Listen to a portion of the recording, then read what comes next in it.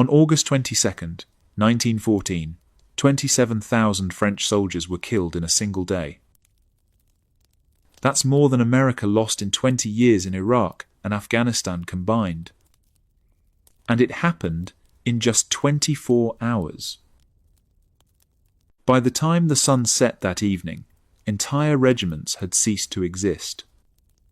Farmland across northeastern France was carpeted with bodies in bright red trousers, men who'd marched into German machine guns, believing courage could defeat industrial firepower. They were wrong. This is what Europe looked like 7 weeks after a 19-year-old Serbian nationalist named Gavrilo Princip fired 2 shots on a sunny morning in Sarajevo. The first bullet struck Archduke Franz Ferdinand of Austria in the neck. The second killed his wife Sophie. Both bled out in minutes. Those 2 gunshots triggered a cascade of events that would kill 20 million people. But they didn't cause the First World War. They merely lit a fuse that had been laid for decades. In the summer of 1914, Europe stood at the peak of its power. Its empires controlled most of the planet. Its armies were the largest and most technologically advanced in human history. Its generals commanded millions of men and thousands of the deadliest weapons ever created. Every major power believed it would win a short, decisive war. Germany expected to crush France in 6 weeks. France believed offensive spirit would overcome German firepower. Russia trusted its endless reserves of manpower. Austria-Hungary thought it could punish tiny Serbia and go home. They were all catastrophically wrong. Instead of a quick war, Europe got 4 years of industrial-scale slaughter. Instead of decisive victories, it got a gridlocked nightmare of trenches stretching from Switzerland to the English Channel. Instead of glory, it got mud, blood, and stalemate. This is the story of how that happened. How mobile warfare collapsed in 3 months into trench warfare that no one could break. How technology designed for quick victory created permanent deadlock. How the weapons of modern industry turned courage into suicide. This is the story of 1914, the year Europe descended into hell. In the decades before 1914, Europe was transforming at breathtaking speed. Industrialization had created wealth on a scale never before seen in human history. Cities exploded in size as peasants left the countryside for factory work. Railways connected distant corners of empires. Telegraph wires carried messages across continents in seconds. But this progress came with a price. The new industrial economy created stark inequalities that threatened to tear societies apart. Factory workers laboured in brutal conditions for poverty wages, while industrialists accumulated fortunes. In cities across Europe, socialist movements grew stronger, demanding radical change. Strikes paralysed industries. Protests turned violent. The ruling classes needed a way to manage these tensions without giving up power. They found it in nationalism. Encouraging pride in the nation and its empire gave the working classes something to believe in beyond their daily struggles. It channeled anger away from the wealthy and toward foreign rivals. And it worked brilliantly. Nationalism became part of popular culture. Newspapers published jingoistic articles glorifying military victories and demonizing foreign threats. Schools taught children that their nation was destined for greatness. Toy soldiers became bestsellers. Thriller novels featured dashing heroes defending the homeland against scheming enemies. Even early films showed reenactments of famous battles. But stoking nationalism at home meant creating tensions abroad. By the late 1800s, three powers dominated the global order. Britain had built the largest empire the world had ever seen, controlling a quarter of the planet's land and population. France had recovered from its defeat by Prussia in 1870 and carved out vast territories in Africa and Southeast Asia. Russia had expanded relentlessly eastward across Siberia, reaching the Pacific Ocean and pushing south toward the Middle East. Then came Germany. In 1871, Prussia united the German states into a single nation under Kaiser Wilhelm I. Almost overnight, Europe had a new great power, young, aggressive, and hungry for respect. Germany industrialized faster than anyone expected. By 1900, it had Europe's largest economy and most powerful army. But it arrived late to the imperial feast. Britain and France had already claimed the most valuable colonies. Germany wanted what its leaders called a place in the sun, colonies, resources, and global influence to match its economic strength. This ambition terrified the established powers. Germany's ruling class faced pressure from two directions. A growing commercial elite demanded overseas expansion to secure markets and raw materials. Meanwhile, the Social Democratic Party, advocating for workers' rights and democratic reforms, was becoming the largest political party in Germany. Building an empire abroad helped the Kaiser maintain control at home by satisfying the middle class and distracting the working class. But Germany didn't just want colonies. It wanted a navy to protect them. In 1898, Germany began building a high-seas fleet capable of challenging British naval supremacy. Admiral Alfred von Tirpitz convinced Kaiser Wilhelm II that a powerful navy would force Britain to respect German interests. Massive battleships rolled out of German shipyards at an alarming pace. Britain watched with growing anxiety. For centuries, the Royal Navy had ruled the waves unchallenged. Now Germany was building ships specifically designed to fight the British fleet. Britain responded by building even more ships. In 1906, it launched HMS Dreadnought, a revolutionary battleship so powerful it made every other warship in the world obsolete overnight. Germany immediately began building its own dreadnoughts. The naval arms race accelerated into a fevered competition that consumed enormous resources on both sides. Meanwhile, another powder keg was building in southeastern Europe. The Balkans had been controlled by the Ottoman Empire for centuries. But by the late 1800s, Ottoman power was collapsing.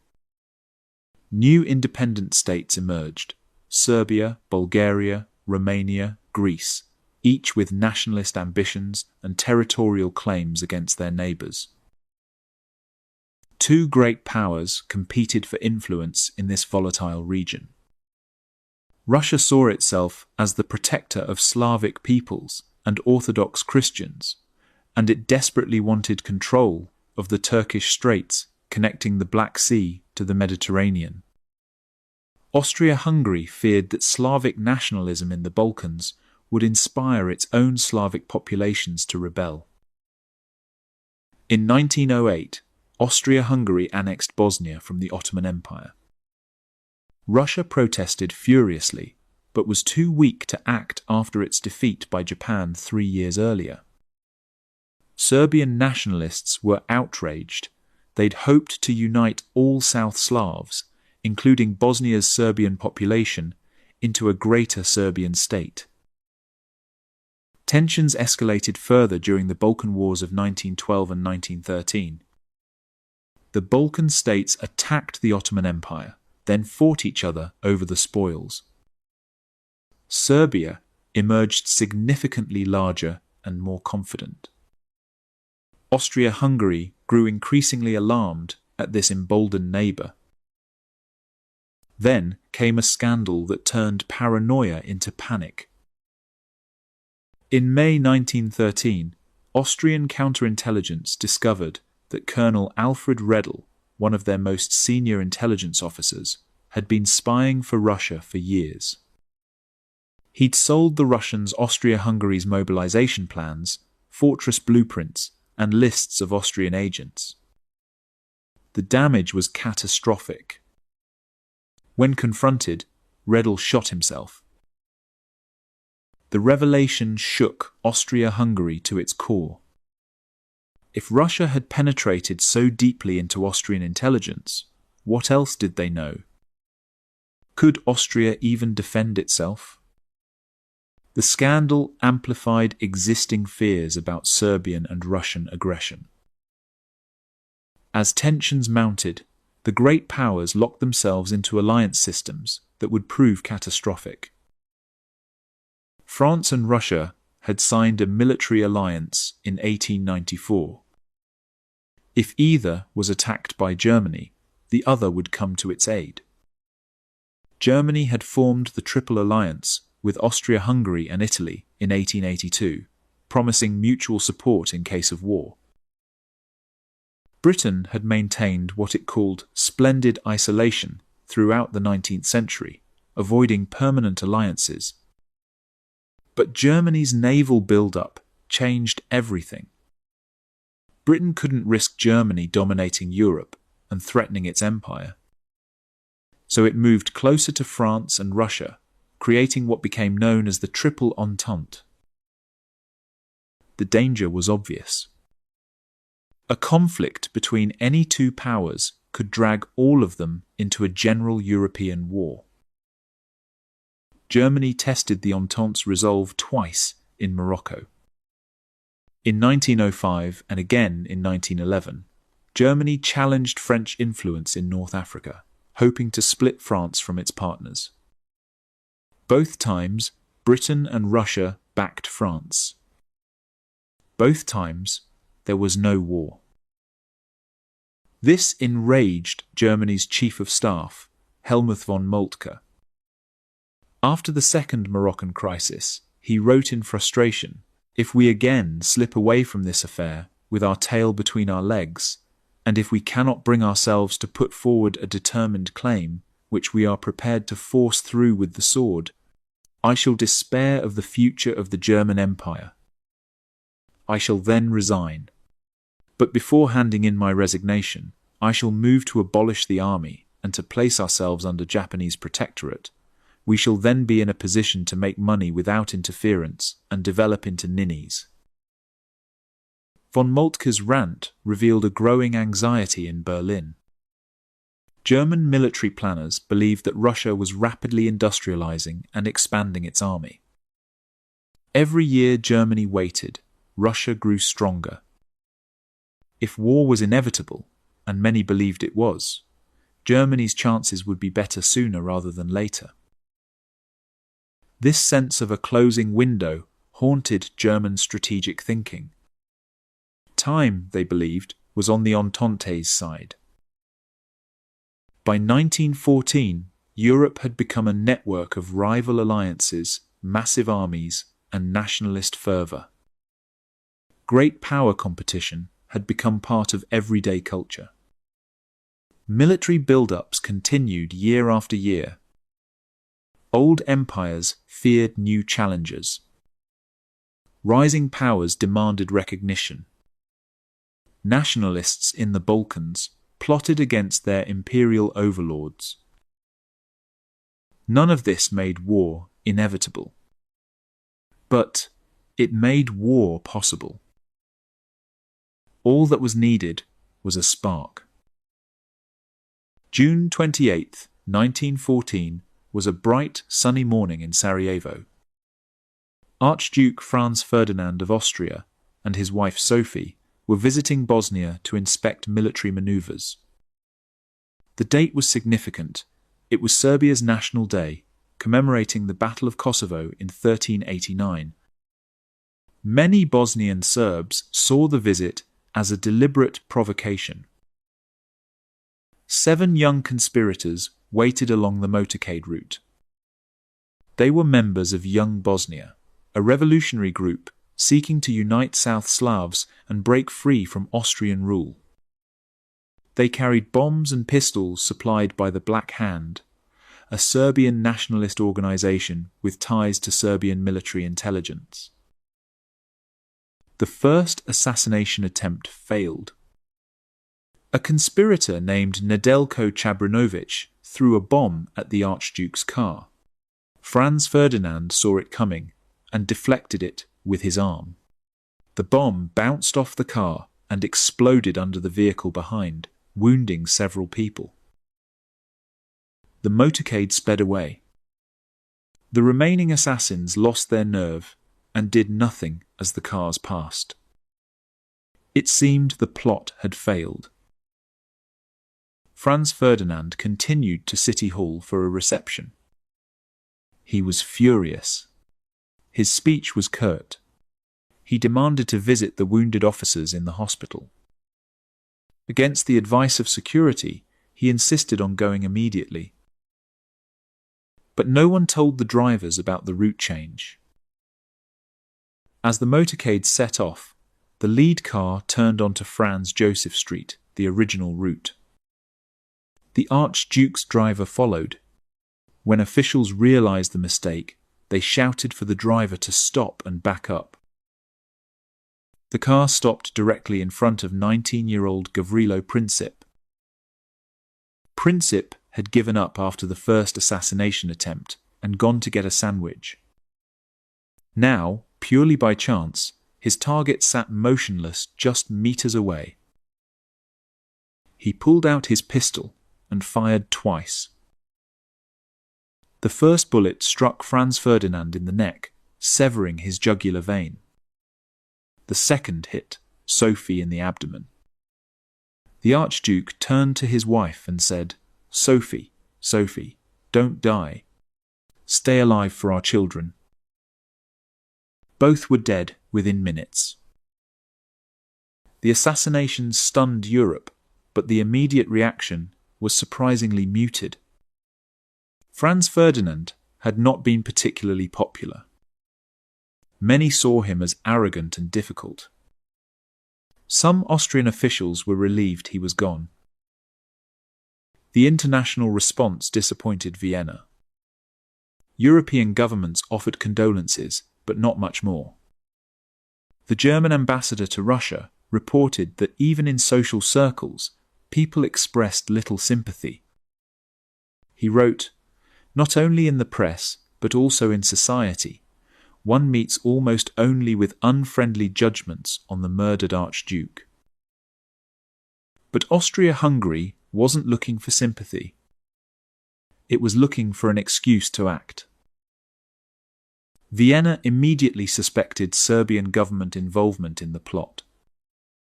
Today, most historians agree there was some semi-official Serbian complicity. Members of Serbian military intelligence had provided weapons and helped the conspirators cross the border. Whether Serbian Prime Minister Nikola Pašić knew about the plot beforehand remains hotly debated.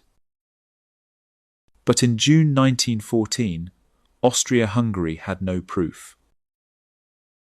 Serbia's official response infuriated Vienna.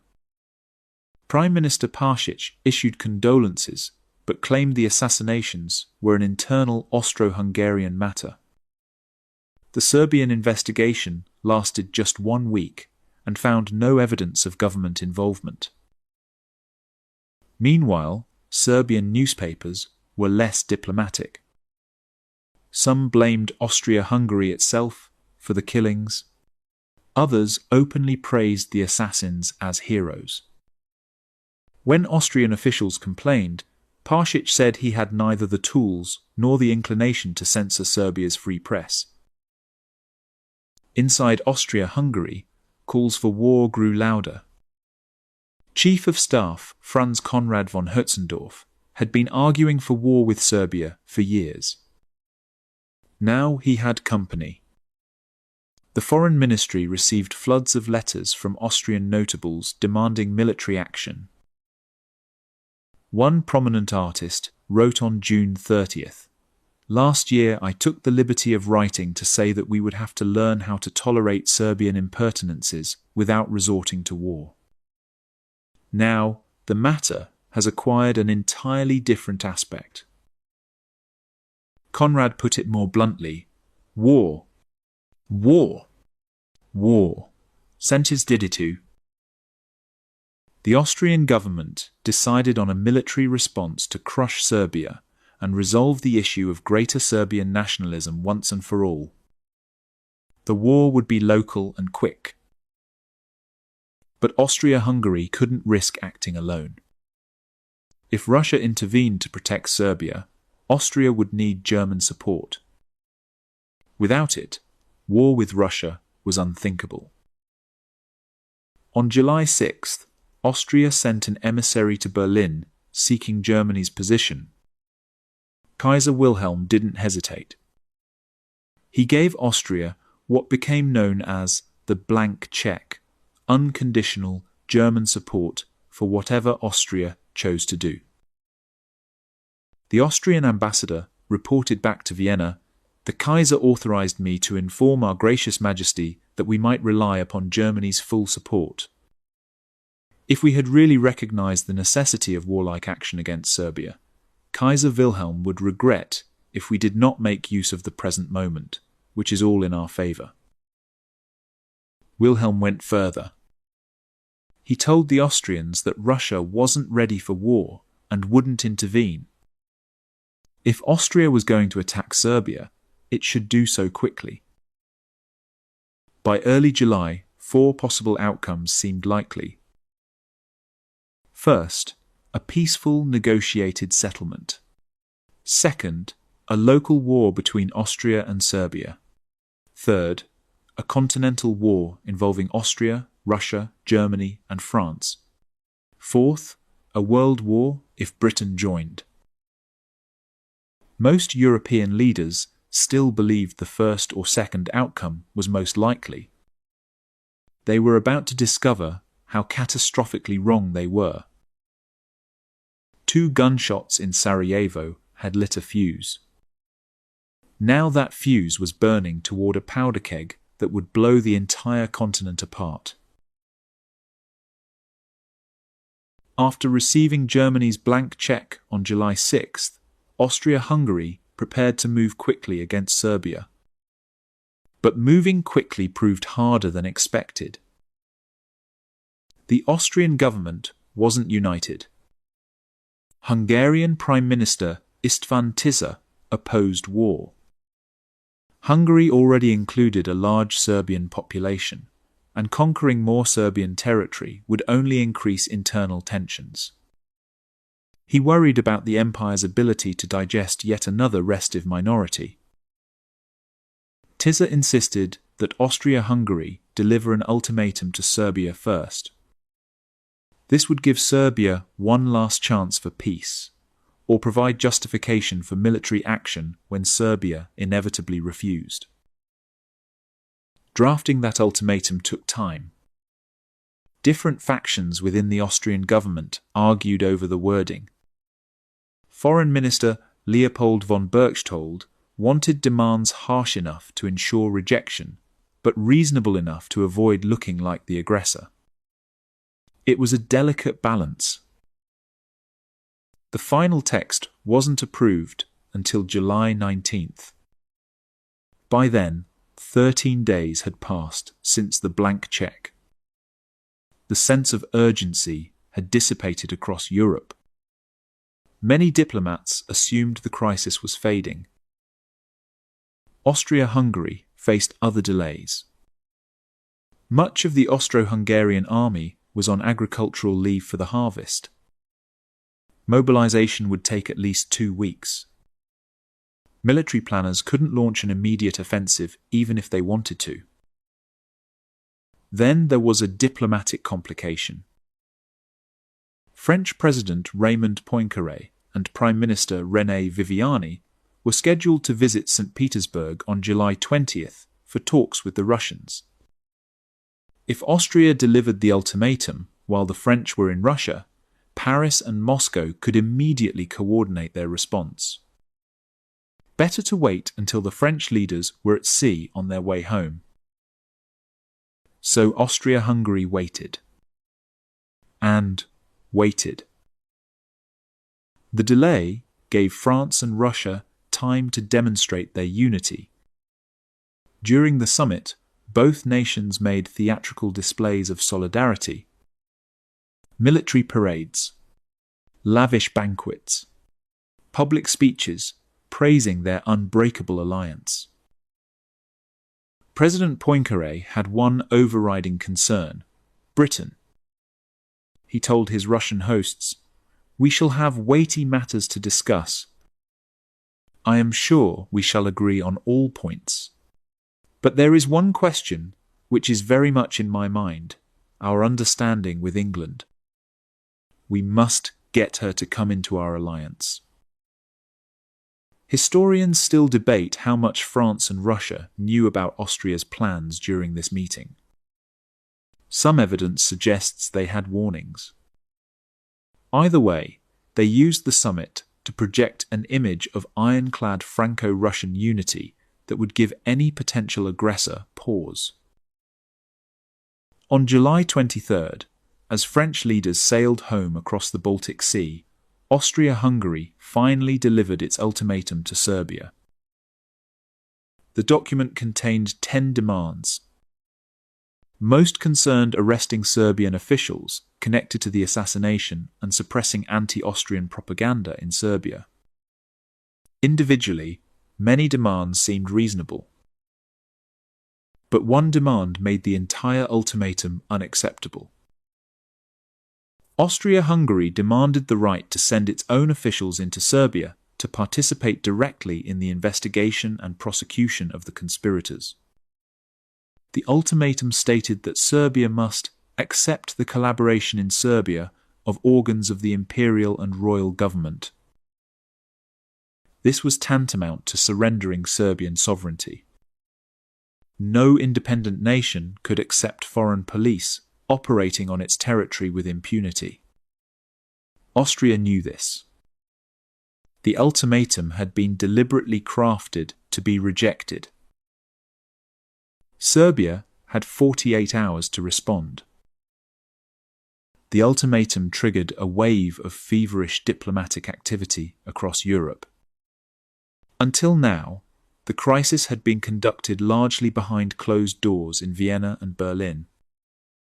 Suddenly, every major power realized how serious the situation had become. London, Paris, and St. Petersburg condemned the ultimatum as deliberately provocative. British Foreign Secretary Edward Grey suggested mediation talks, including Britain, France, Germany, and Italy. Berlin refused. The most dramatic reaction came from Russia. Russian Foreign Minister Sergei Sazonov met with the Austro-Hungarian ambassador and lost his composure entirely. Witnesses reported him shouting, "I know what it is. You want to make war on Serbia. The German newspapers have been egging you on. You are setting fire to Europe. It's a great responsibility you are taking on. You will see what effect this has in London and Paris, and maybe elsewhere too." Russia couldn't allow Austria to crush Serbia. Doing so would destroy Russia's credibility as protector of the Slavs and devastate its influence in the Balkans. If Russia backed down, it would be humiliated on the world stage. On July 24th, Tsar Nicholas II ordered partial mobilization of 4 military districts facing Austria-Hungary. 2 days later, he authorized the period preparatory to war, calling up reservists, stockpiling supplies, and promoting officers. The Tsar wanted to make clear these measures were directed only at Austria, not Germany. But the distinction would prove meaningless. Meanwhile, Serbia scrambled to respond to the ultimatum. Prime Minister Pasic knew his country couldn't fight Austria-Hungary alone. Serbia needed Russian support. But he also knew that accepting the ultimatum would essentially end Serbian independence. Serbia's reply, delivered within the 48-hour deadline, accepted 9 of the 10 demands. It rejected only the clause allowing Austrian officials to operate on Serbian soil, citing constitutional constraints. The response was conciliatory in tone, expressing Serbia's desire to maintain good relations with its powerful neighbour. Austria-Hungary immediately declared the response unsatisfactory. On July 28, 1914, exactly 1 month after the assassinations in Sarajevo, Austria-Hungary declared war on Serbia. The war was still regional. But that was about to change with terrifying speed. Russia's partial mobilization was an illusion. The Russian General Staff had no plans for partial mobilization. Their war plans assumed full mobilization against both Austria-Hungary and Germany simultaneously. Attempting to mobilize only against Austria would throw the entire system into chaos. Russian military planners confronted Tsar Nicholas with an uncomfortable truth. Partial mobilization would disrupt a potential full mobilization later. It would slow the movement of troops, create logistical bottlenecks, and leave Russia vulnerable. Worse, it would still alarm Germany, defeating the purpose of limiting the mobilization in the first place. The generals insisted partial mobilization was militarily impossible and strategically worthless. This revealed the central problem facing every power in 1914. Modern warfare depended on railways moving millions of men and mountains of supplies to the front within days. But railway mobilization was an all-or-nothing proposition. You either mobilized fully or not at all. And mobilization itself was virtually indistinguishable from war. Once one power mobilized, its neighbor faced an impossible choice.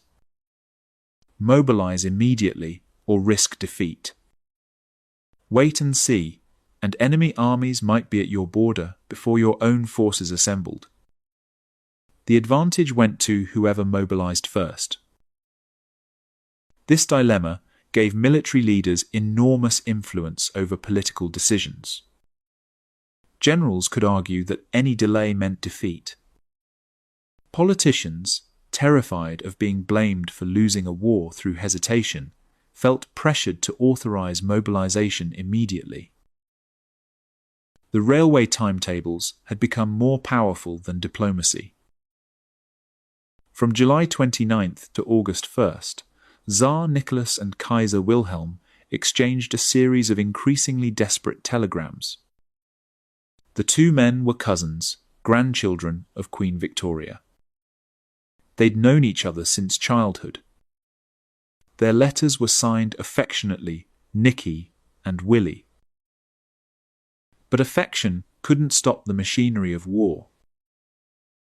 On July 30th, Wilhelm wrote to Nicholas, "I now receive authentic news of serious preparations for war on my eastern frontier. Responsibility for the safety of my empire forces preventive measures of defense upon me. My friendship for you and your empire, transmitted to me by my grandfather on his deathbed, has always been sacred to me, and I have honestly often backed up Russia. The peace of Europe may still be maintained by you, if Russia will agree to stop the military measures which must threaten Germany and Austria-Hungary." The message was clear: stop mobilizing, or Germany would consider it an act of aggression. Nicholas, agonized over the decision. He'd authorized the period preparatory to war, but full mobilization was another matter entirely. It would mean accepting the risk of general European war. He hesitated, changed his mind, changed it again. His military advisers pressed him relentlessly. Chief of Staff Nikolai Yanushkevich warned that any delay would be catastrophic. Foreign Minister Sazonov argued that backing down would destroy Russia's credibility forever. If Russia abandoned Serbia now, it would lose all influence in the Balkans.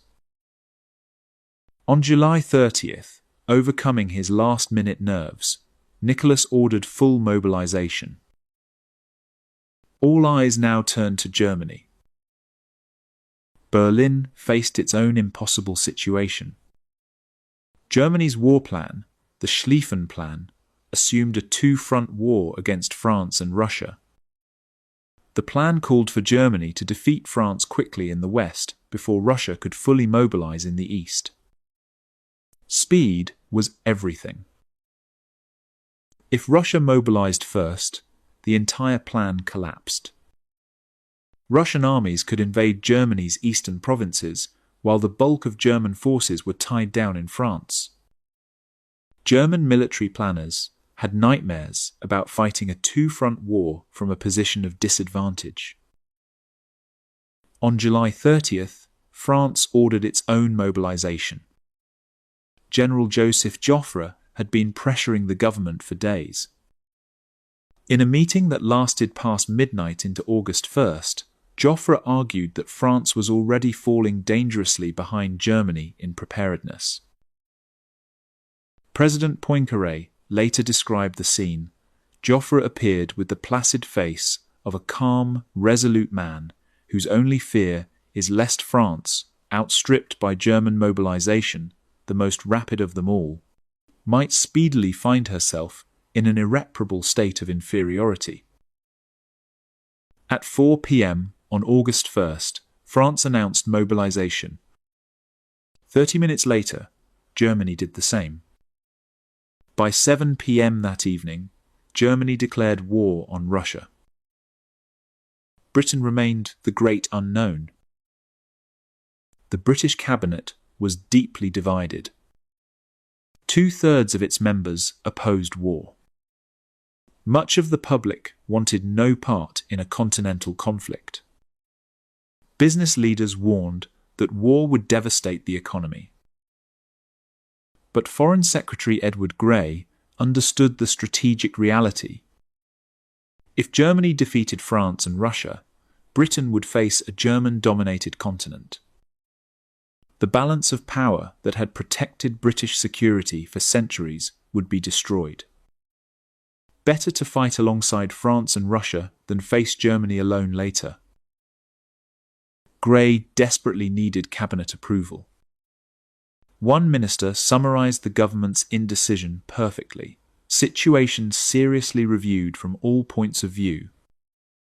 It was decided not to decide. Germany made one last attempt to keep Britain neutral. On July 29th, Chancellor Theobald von Bethmann-Hollweg proposed a deal. If Britain stayed neutral in a Franco-German war, Germany would promise not to annex French territory in Europe. The offer was deliberately vague about French colonies. Grey rejected it immediately. Britain would not abandon France. At the same time, Berlin was getting mixed signals from Vienna. Chancellor Bethmann-Hollweg, suddenly nervous about British intervention, urged Austria-Hungary to accept mediation. He even suggested the halt in Belgrade proposal. Austria would occupy the Serbian capital as a guarantee, but go no further, allowing negotiations to continue. Meanwhile, German Chief of Staff Helmuth von Moltke was sending the opposite message. He encouraged his Austrian counterpart Franz Conrad von Hötzendorf to attack Serbia immediately and prepare for war with Russia. Conrad exploded in frustration. Who actually rules in Berlin, Bethmann, or Moltke? The answer was becoming clear. The generals were taking over. Moltke pushed for immediate German mobilization. Every day of delay, he argued, gave Russia more time to prepare and made the Schlieffen Plan less likely to succeed. On July 31st, Kaiser Wilhelm announced the Kriegsgefahrzustand, the state of imminent danger of war. It was Germany's pre-mobilization phase, the final step before full commitment. Germany now sent ultimatums in multiple directions. To Russia, cease all military preparations within 12 hours. To France, declare its intentions regarding the Franco-Russian alliance. Both ultimatums went unanswered satisfactorily. In Britain, King George V made one last personal appeal to his cousin the Tsar. Prime Minister Herbert Asquith later recalled the bizarre scene in the middle of the night. The poor king was hauled from his bed, and one of my strangest experiences was sitting with him. I read the message and the proposed answer. All he did was suggest that it should be made more personal and direct by the insertion of the words, "My dear Nicky," and the addition at the end of the signature, "Georgie." The appeal failed. Nicholas couldn't stop mobilization without appearing weak and abandoning Serbia. On August 2nd, German troops crossed into Luxembourg, a neutral country. This was the first step in the Schlieffen Plan. From Luxembourg, German armies would swing through Belgium into northern France. Belgium was the key to everything. The Schlieffen Plan required German armies to march through Belgium to outflank French defences. Germany had been planning this for years. But Belgium was officially neutral, and its neutrality was guaranteed by international treaty, including by Germany itself. For Britain, Belgian neutrality was a red line. A German-occupied Belgium would give Germany control of the Channel ports, directly threatening British security. More importantly, Britain was a guarantor of Belgian neutrality under the Treaty of London, signed in 1839.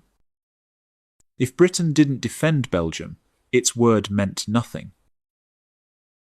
On August 2nd, Britain informed France that the Royal Navy would block any German naval movements in the English Channel and would uphold Belgian neutrality.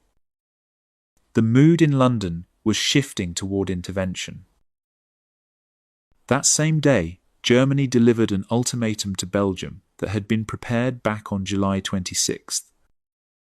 Berlin claimed that France was planning to invade Belgium, so Germany had no choice but to move in preemptively.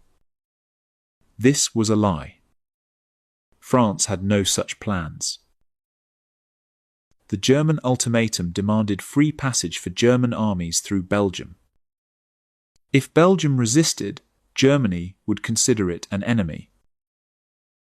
King Albert of Belgium and his government faced an agonizing choice: resist and face destruction by the German military machine, submit and become a German puppet state, betraying their neutrality and independence. Belgium chose to resist. On August 3rd, the Belgian government sent its reply to Berlin. The intentions Germany ascribes to France are in contradiction with the formal declarations made to us. The infringement of Belgian independence, with which the German government threatens her, would constitute a flagrant violation of international law. No strategic interest justifies such a breach of law. The Belgian government is firmly resolved to repel every infringement of its rights by all means in its power. That same day, the final dominoes fell in rapid succession. Italy declared it would remain neutral. The Triple Alliance had been defensive in nature, and Italy argued that Austria-Hungary had acted as the aggressor. Rome would not join its treaty partners in war. This was a crucial moment. It proved that alliances did not automatically mean war, that nations retained the power to choose. But Italy's decision came too late to stop the cascade. Germany claimed France was preparing to attack and declared war on France. This too was false. France had actually pulled its troops 10 kilometers back from the German border to avoid any incidents that might give Germany a pretext for war. It didn't matter. Germany needed to attack France to execute the Schlieffen Plan, and it would find whatever justification necessary. On August 4th, German troops marched into Belgium. Belgian appeals went out immediately to Britain, France, and Russia to guarantee its independence as the treaty required. Britain's cabinet met in emergency session. The mood had crystallized. Grey warned that if Britain stood aside now, it would be despised by friend and foe alike. Even many former opponents of war now supported intervention. Britain sent an ultimatum to Germany: withdraw from Belgium or face war. Berlin ignored it. At 11 p.m. on August 4, 1914, Britain declared war on Germany. In just 11 days, a regional conflict over Serbia's role in an assassination had become a general European war. Austria-Hungary was at war with Serbia and Russia. Germany was at war with Russia, France, and Britain. France and Britain were committed to defending Belgium and supporting Russia. The great powers had talked themselves into catastrophe. Every government had made choices that seemed rational at the time. Austria-Hungary wanted to punish Serbia and received German backing. Germany gave Austria a blank check, hoping to keep the war localized. Russia mobilized to protect Serbia and maintain its credibility. France honored its alliance with Russia. Germany attacked France to avoid a two-front war. Britain defended Belgium to maintain the balance of power. Each decision seemed like the only choice available. Yet collectively, these choices produced an outcome nobody wanted: a continental war that would consume millions of lives. The alliance system didn't force anyone to fight. Italy proved nations could stay neutral.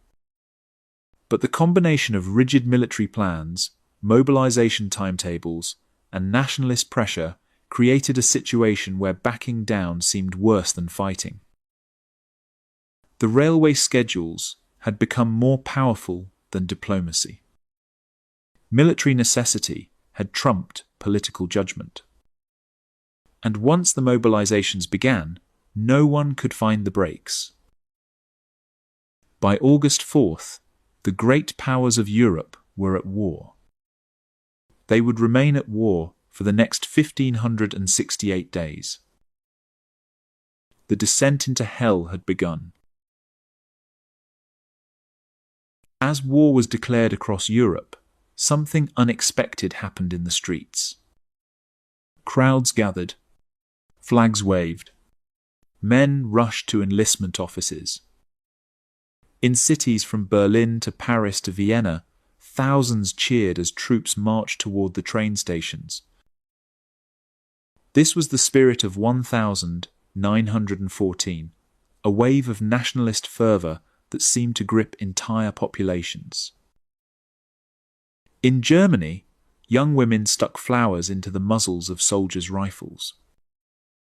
Men who'd never worn a uniform suddenly couldn't wait to put one on.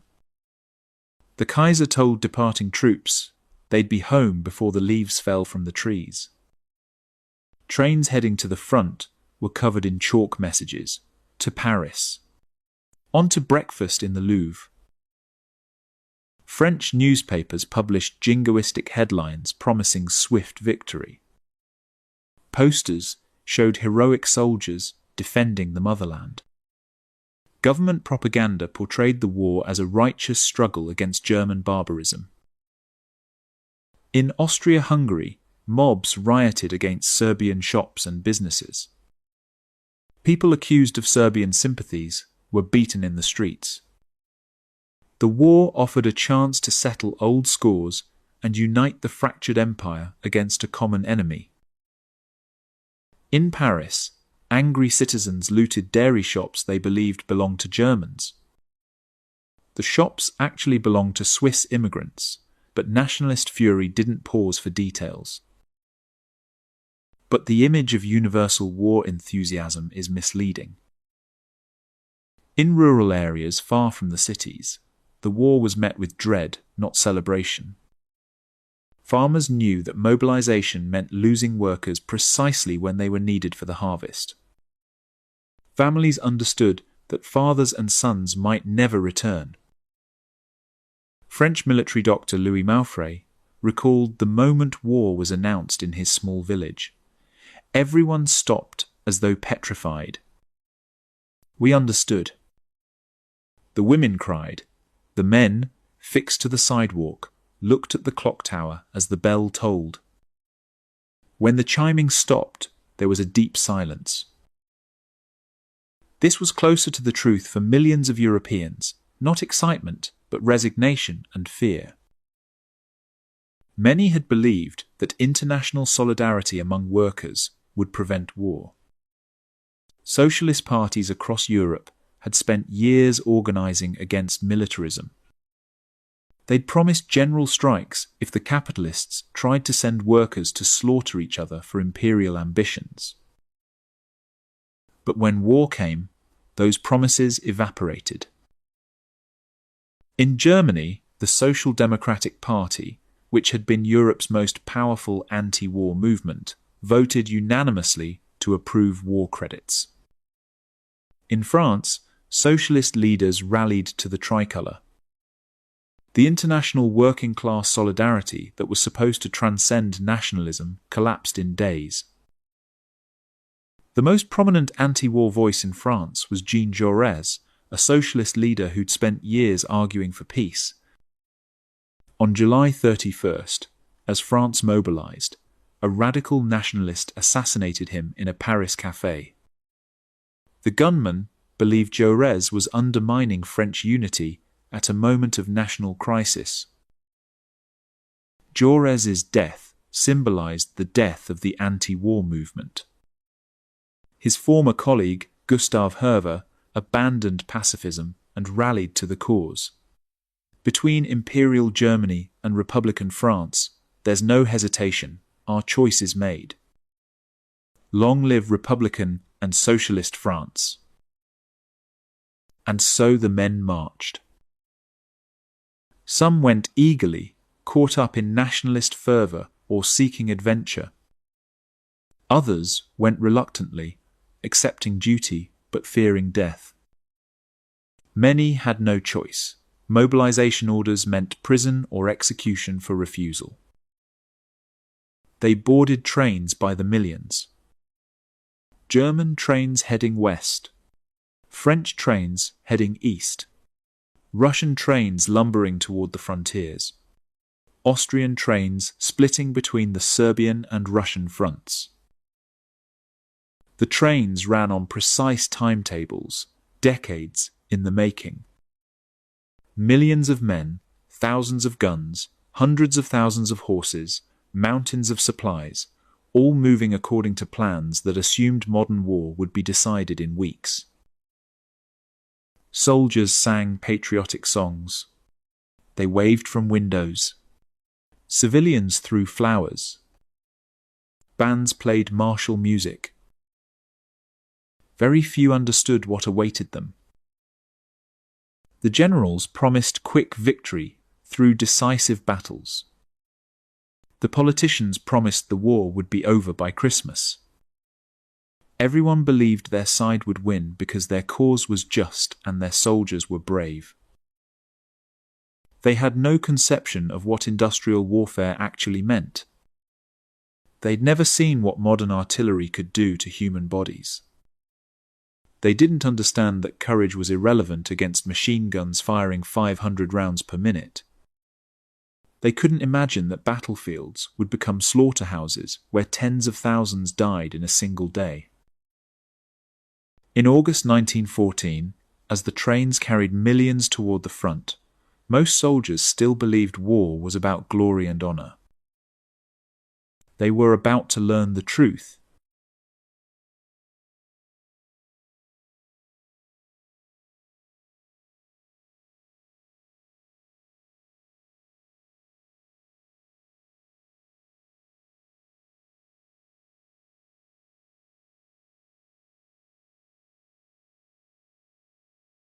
$1.7 million German soldiers flooded into Belgium in early August. Against them stood a Belgian army of just 100,000 men. Belgium had maintained neutrality for decades and hadn't prepared for this moment. Its forces hadn't coordinated with France or Britain, because doing so would have violated neutrality. Now they faced the most powerful military machine in Europe, alone. The Belgian plan was simple: hold the fortresses at Liège and Namur as long as possible. These powerful defensive positions could delay the German advance, buying time for French and British forces to arrive. Germany brought up weapons Belgium had never seen. Super heavy artillery, 420mm guns, and Austro-Hungarian 305mm siege mortars began pounding the Belgian forts. These massive weapons fired shells weighing half a ton each. Their explosive power surpassed anything in previous European wars. Belgian General Gerard Leman commanded the forts around Liège. His report described the apocalyptic bombardment. When the big siege mortars entered into action, they hurled against us shells weighing 1,000 kilos, the explosive force of which surpasses anything known hitherto.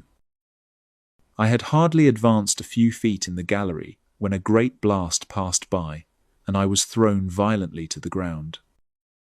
I managed to get up and continue on my way, only to be stopped by a choking cloud of poisonous fumes. Looking out of the peephole, I saw to my horror the fort had fallen, slopes and counterslopes being a chaos of rubbish, while huge tongues of flame were shooting forth from the throat of the fortress. During the fighting around Liège, a German officer named Erich Ludendorff became a national hero. When his commander was killed, Ludendorff took control of a brigade in the middle of battle and led the assault that captured the city. German newspapers celebrated his courage. The story would help launch a career that would make him one of Germany's most powerful figures. The Belgians fought as well as they could. But courage couldn't stop super heavy artillery. The forts fell one by one. Belgian forces retreated, though they continued to harass the German advance. British and French troops rushed into Belgium to help. But they were too few and arrived too late to stop the German steamroller. As German armies advanced through Belgium, discipline began to break down. German soldiers feared franc-tireurs, irregular civilian fighters who'd harassed Prussian troops during the War of 1870. Officers warned their men to expect Belgian civilians to shoot at them from windows and rooftops. These warnings created paranoia. Any unexpected noise became sniper fire. Any civilian with a hunting rifle became a terrorist. German troops began executing Belgian civilians on the slightest suspicion. In reality, there was almost no Belgian civilian resistance. But the German army was convinced it existed, and this belief triggered a wave of atrocities. German troops killed approximately 5,500 Belgian civilians in the first weeks of the invasion. they would eventually execute 900 French civilians as well. Entire villages were burned. Men, women, and children were lined up and shot. The town of Dinant saw 674 civilians executed in a single day. Many executions followed a pattern. German troops would take casualties from actual Belgian military forces. Unable to find the soldiers responsible, they would execute civilians instead as collective punishment. They believed terror would prevent resistance.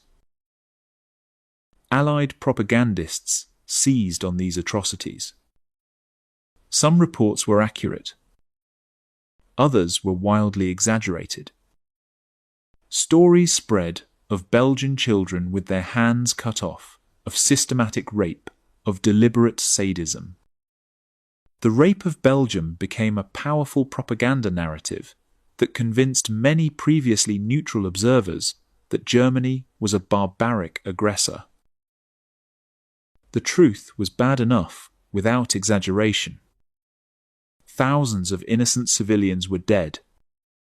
But the mixture of real atrocities and propaganda exaggerations would poison international relations and make any negotiated peace much harder. Meanwhile, the German advance continued. The British Expeditionary Force and the French Fifth Army marched north to meet the Germans. What they found shocked them. The German army was far larger than they'd expected. At Mons on August 23rd, the British made their first major stand. British riflemen were exceptionally well trained, capable of firing 15 aimed shots per minute. For a few hours, they held off the German advance through sheer firepower. But the Germans outflanked the British position. Some British units never received the order to retreat and were surrounded. Captain William Morritt's unit found itself cut off with no escape. We decided to sell our lives dearly. I ordered my men to fix bayonets and charge, which the gallant fellows did splendidly, but we got shot down like ninepins. As I loaded my revolver, I was hit in the right wrist. I had not gone far when I got a bullet through the calf of my right leg, which brought me down. The Germans had a shot at me when I was on the ground to finish me off. That shot hit my sword, which I wore on my side. This turned the bullet and saved my life. The British retreat began. The BEF made another stand at Le Cateau on August 26th. The French Fifth Army fought at Guise on August 29th. Each time they slowed the Germans. Each time they took horrific casualties. Each time they retreated farther south. The Great Retreat had begun. German armies pushed deeper into France at breakneck speed. Infantrymen marched 30 to 40 kilometers per day, carrying 26-kilogram packs in August heat. They were exhausted, but their officers drove them forward relentlessly. The Schlieffen Plan demanded speed above all else. The roads south became rivers of refugees. Belgian and French civilians fled before the German advance, loading their belongings onto carts and wagons. Women carried children. The elderly struggled to keep up. They mixed with retreating Allied soldiers, all heading south away from the German guns. A British officer described the heartbreaking scene. One of the saddest sights of that day was the huge columns of refugees on the main road to Guise. Carts heaped with household treasures, led by crying women and frightened children. These carts were ruthlessly swept off the road to make a passage for the troops. This was absolutely necessary, of course, in spite of its cruelty. By late August, German armies were approaching Paris. The French government prepared to evacuate the capital. Many believed the war was already lost. While the Germans steamrolled through Belgium, France launched its own offensive. Plan XVI called for French armies to attack directly into German territory. French commanders believed that offensive spirit and élan, the aggressive, fighting spirit of French soldiers, would overcome German defensive advantages. They were catastrophically wrong. From August 14th to 24th, French armies smashed themselves against German positions in what became known as the Battle of the Frontiers. It was one of the bloodiest disasters in military history. French doctrine emphasized the attack at all costs. Officers were taught that hesitation was worse than casualties. Infantry were expected to advance, regardless of enemy fire. With enough courage, one French officer had written before the war, "Science will always yield to devotion and firmness." The German army had different ideas about science.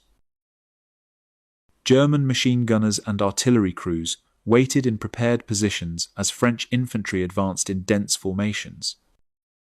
The French wore bright red trousers and dark blue coats, uniforms designed for the previous century's battlefields, where identifying friend from foe at a distance mattered more than camouflage.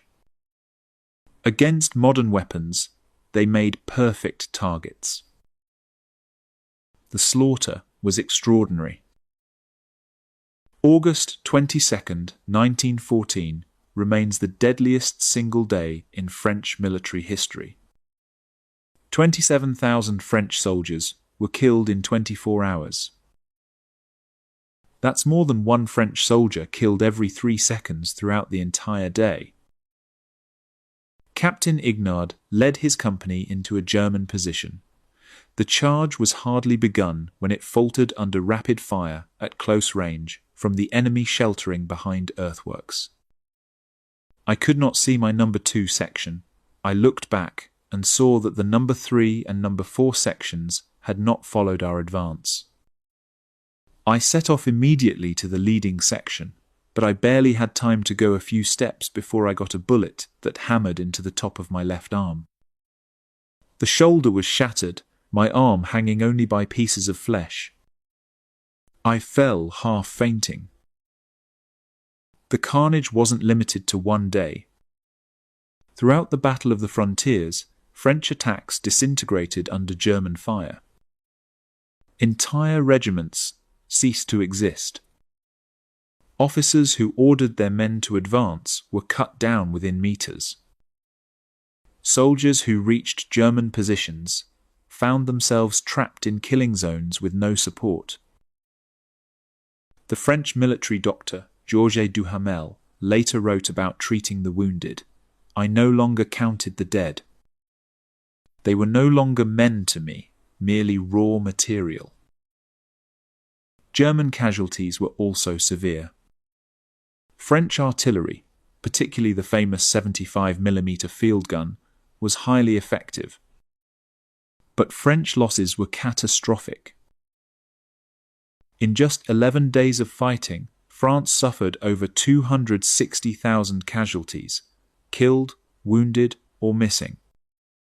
The professional French army, built up over decades, was being destroyed in less than 2 weeks. Part of the disaster came from a strategic miscalculation. The French High Command had expected the main German attack to come through Alsace-Lorraine along the Franco-German border. That's where they'd positioned their strongest forces. They didn't realize the main German army was swinging through Belgium to the north until it was too late. Crown Prince Ruprecht of Bavaria commanded German forces facing the French attacks in the east. The German plan had been to fall back in this sector, drawing French forces forward while the main German armies encircled them from the north. But Ruprecht couldn't resist the temptation to counterattack. His forces pushed the defeated French armies farther west than planned. Ironically, this German success actually helped the French. As Ruprecht advanced, he pulled German forces away from the planned encirclement route. The gap between different German armies widened, and French commander Joseph Joffre finally realized where the real threat was coming from. On August 25th, Joffre admitted that Plan 7 time had failed. He began firing generals. Dozens of senior officers who'd proven incompetent or overly cautious were dismissed. Joffre showed no mercy for failure. Officers who'd spent careers climbing the ranks found themselves cashiered after a few days of combat. More importantly, Joffre began shifting forces north by rail. It was an enormous gamble. Moving armies during active combat invited disaster. But Joffre recognized that if he didn't get forces in front of the German right wing, nothing would stop them from reaching Paris. Initially, he planned to create a new army near Amiens and strike the German flank. But the Germans were moving too fast. Each day, they penetrated farther into France. Each day, the strategic situation grew more desperate. By early September, German armies were within 50 kilometers of Paris. The French government evacuated to Bordeaux. In the streets of Paris, people wondered if they were about to live under German occupation. But Joffre was forming a new force. The French Sixth Army took position north of Paris, reinforced by units pulled from the Eastern Front. If the Germans continued their swing west of Paris as planned, they'd expose their right flank to this new army. German commanders were beginning to have doubts. They'd won every major battle so far, but decisive victory remained elusive. The French and British kept retreating, but they didn't collapse. Every day, the German advance slowed just a little as exhaustion, supply problems, and casualties mounted. Chief of Staff Helmuth von Moltke grew increasingly anxious. He sent a gloomy message from his headquarters. "We have had success, but have not yet won. Victory is the destruction of enemy resistance. When million-man armies oppose one another, the victor takes prisoners. Where are our prisoners?" It was a good question. The Germans had inflicted terrible casualties and captured ground, but they hadn't destroyed the Allied armies. The enemy kept retreating, reforming, and fighting again. The Schlieffen Plan required quick, decisive victory. Instead, the war was becoming a grinding contest of attrition. And the French were about to fight back. In early September 1914, German armies approached the Marne River, the last major obstacle before Paris. Many German officers believed they'd already won the war. A few more days and France would surrender. But Chief of Staff Helmuth von Moltke wasn't celebrating. From his headquarters hundreds of kilometers behind the front, Moltke struggled to understand what was happening. Communications were terrible. Telephone lines couldn't keep up with the advancing armies. Wireless messages were fragmentary. Couriers on horseback took days to deliver reports that were already outdated. Moltke sent conflicting orders to his army commanders. First, he told them to continue the sweeping encirclement west of Paris. Then he ordered them to swing east of Paris instead, worried about the growing French force threatening their flank. The sudden change of plan, issued on September 2nd, opened a gap between the German First and Second Armies. French aerial reconnaissance spotted the gap on September 3rd. French pilots flying reconnaissance missions saw German armies drifting apart. More importantly, they saw the German First Army turning southeast, exposing its entire right flank to the French Sixth Army positioned north of Paris. Joffre seized the opportunity. On September 4th, he made a dramatic appeal to British Commander Field Marshal John French. The British Expeditionary Force was exhausted after 2 weeks of continuous retreat. Field Marshal French wanted to pull his forces farther back to rest and refit. But Joffre convinced him that this was the moment to counterattack. If the BEF withdrew now, the gap in the German line couldn't be exploited. Joffre issued a general order to all French forces. The fate of the country depends on the coming battle. All our efforts must go towards attacking and repelling the enemy. Troops that can no longer advance must hold the ground they've conquered at any cost and be killed on the spot rather than retreating. In the present circumstances, no failure will be tolerated. The Battle of the Marne began on September 5th. 1.1 million Allied troops faced 750,000 Germans. The Allies had a numerical advantage for the first time since the war began. They also had roughly equal artillery, 3,000 Allied guns against 3,300 German. The French threw everything into the battle. Paris taxi drivers were commandeered to rush 6,000 reserve soldiers to the front. The image of the taxicab army would become legendary, though its actual impact was modest. What mattered more was that French forces across the entire front went on the offensive simultaneously. French officer Paul Trouffau joined an attack. The men fix bayonets. A flag is unfurled. It's too late to get to my own regiment. I pick up a dead man's weapon, slip on a cartridge belt, and join the advancing troop. It is rather scattered and pushing forward in every direction, urged on by the bugles. What's that I'm stepping on? The dead and wounded, friends and foes. The fighting was desperate. At many points along the line, Germans seemed to be getting the upper hand. Their defensive positions were strong. Their machine guns and artillery took a terrible toll on attacking French infantry. But the Allies kept pressing. The British Expeditionary Force and part of the French Fifth Army pushed into the critical gap between the German First and Second Armies. This created a crisis for the Germans.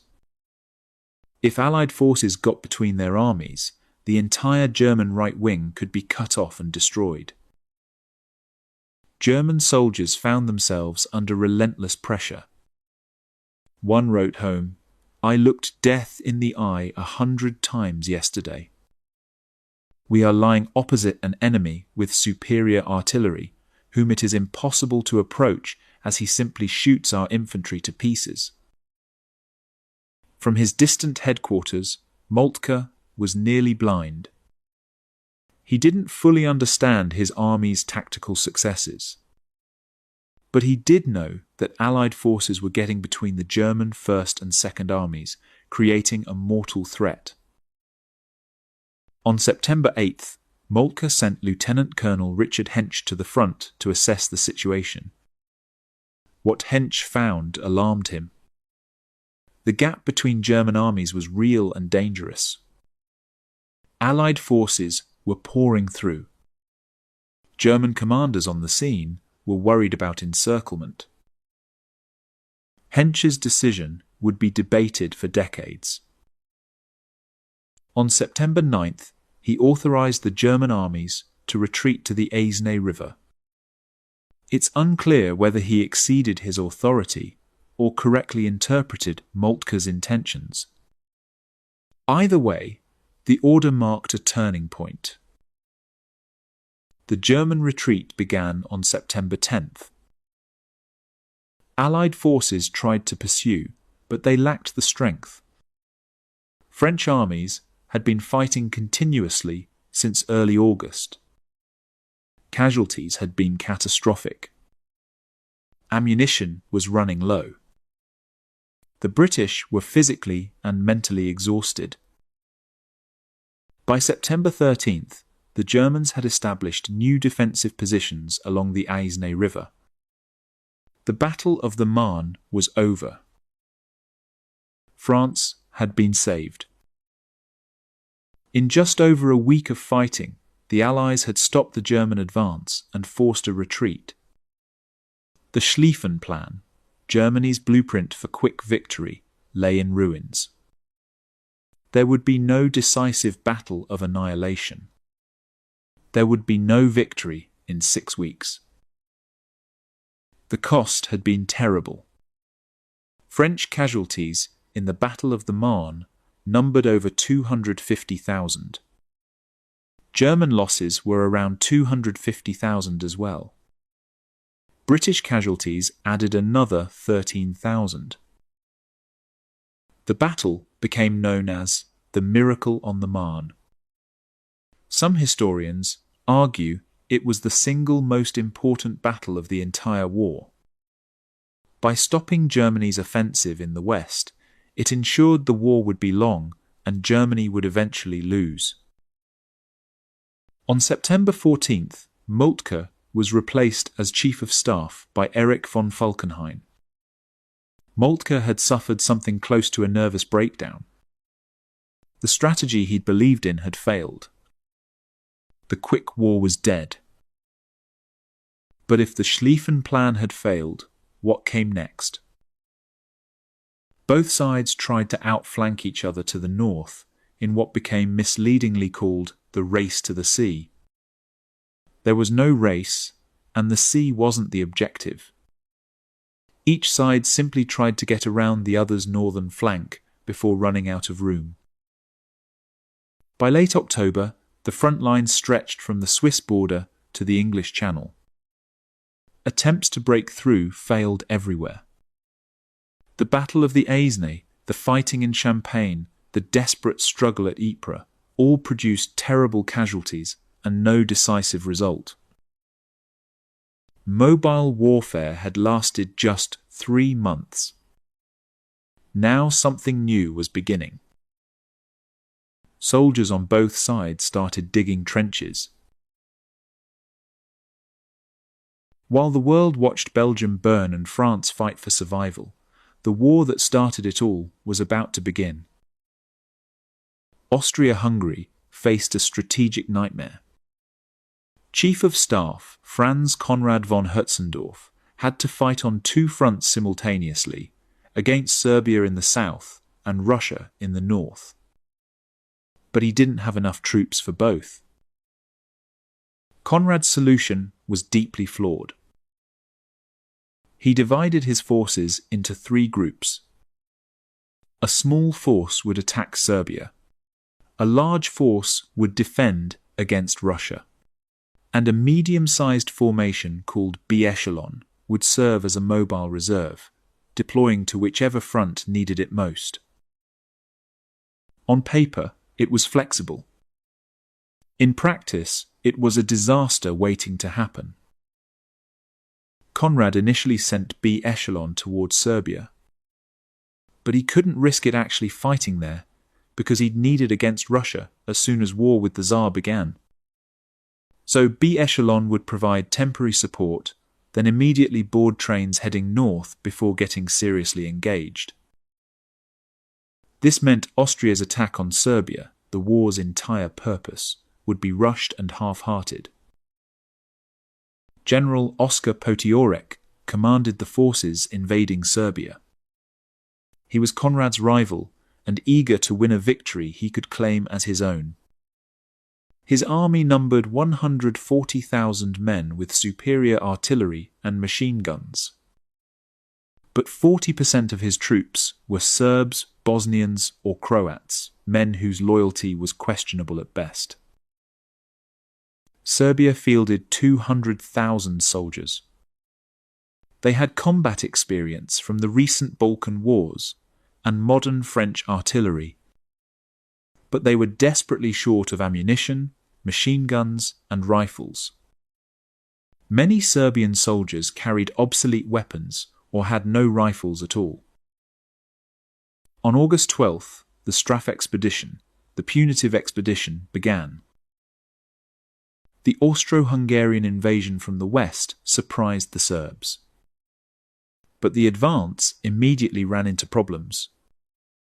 The terrain was mountainous and difficult. Roads were poor or non-existent.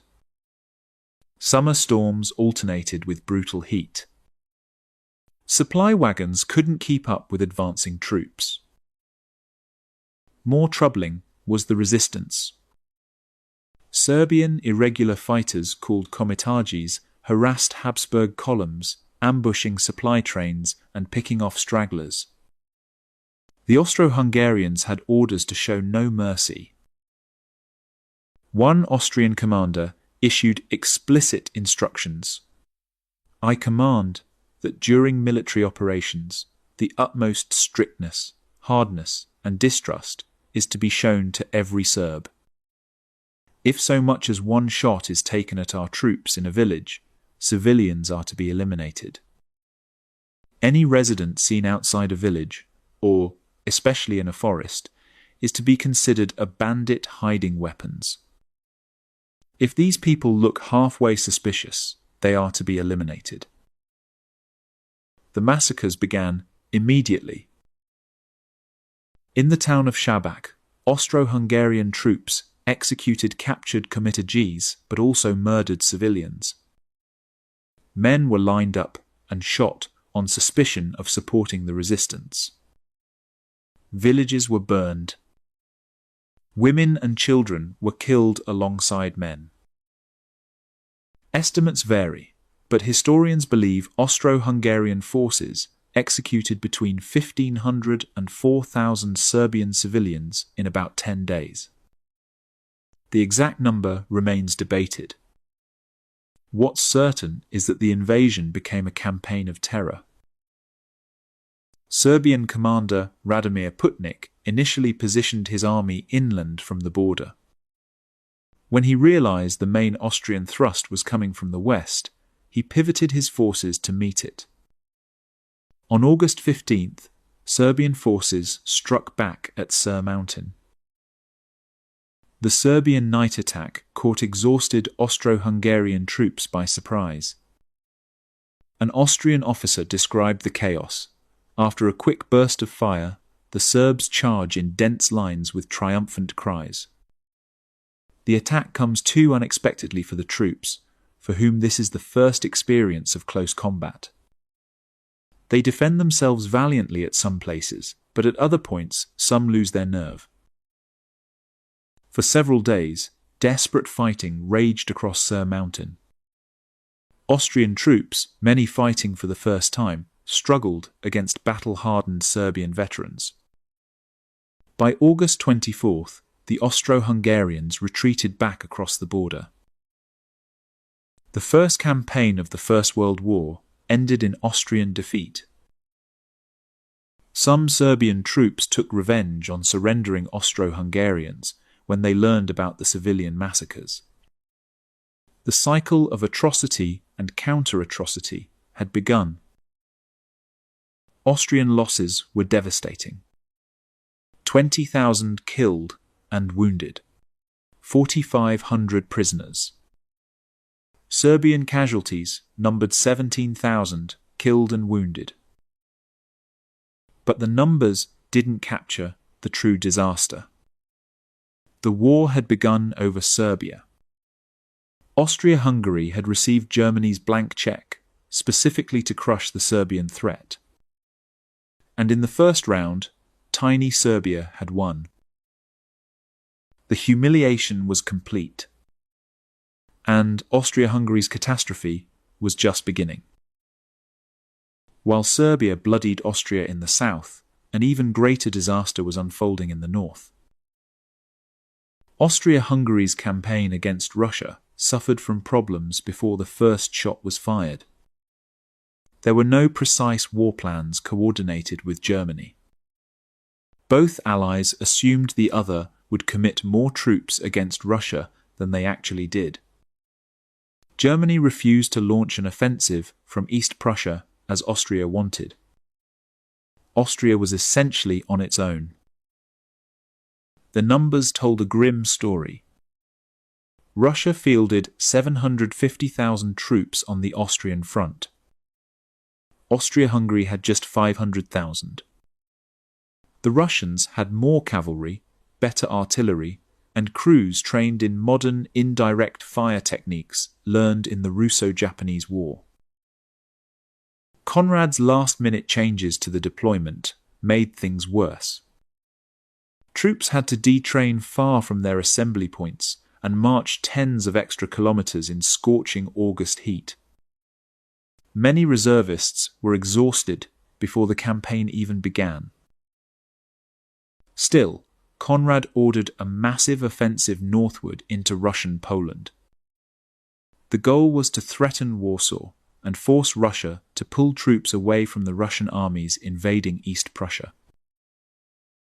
Meanwhile, Russian General Nikolai Ivanov planned to drive his armies westward toward Lemberg and eventually Krakow, deep into Austrian territory. At first, Austria-Hungary seemed to be winning. On August 23rd and 24th, Austrian forces pushed back the Russians at Krasnik. Austrian infantry launched determined assaults that drove Russian forces from their positions.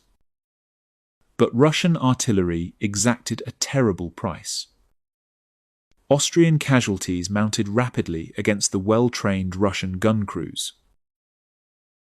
General Viktor Dankl was confident after the victory. Russians are fleeing everywhere. Our troops were magnificent. The men are unstoppable.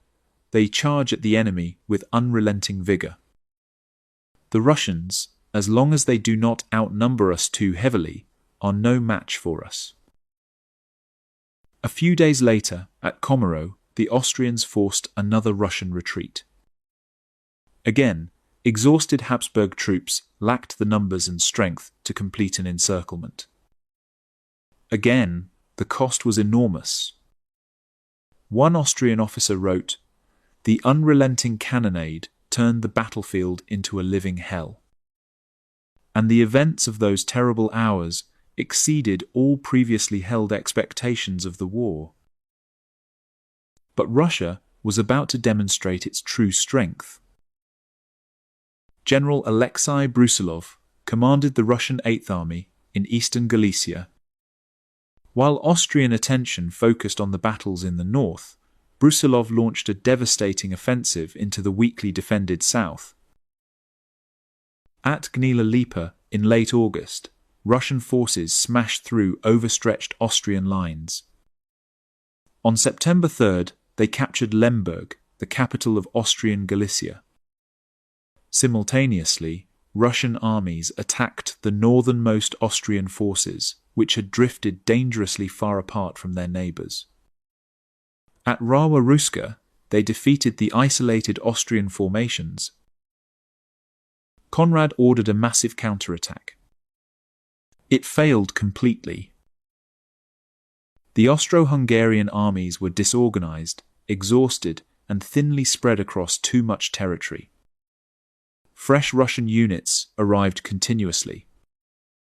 Russian artillery dominated the battlefield, using indirect fire to devastating effect, while Austrian guns struggled to respond.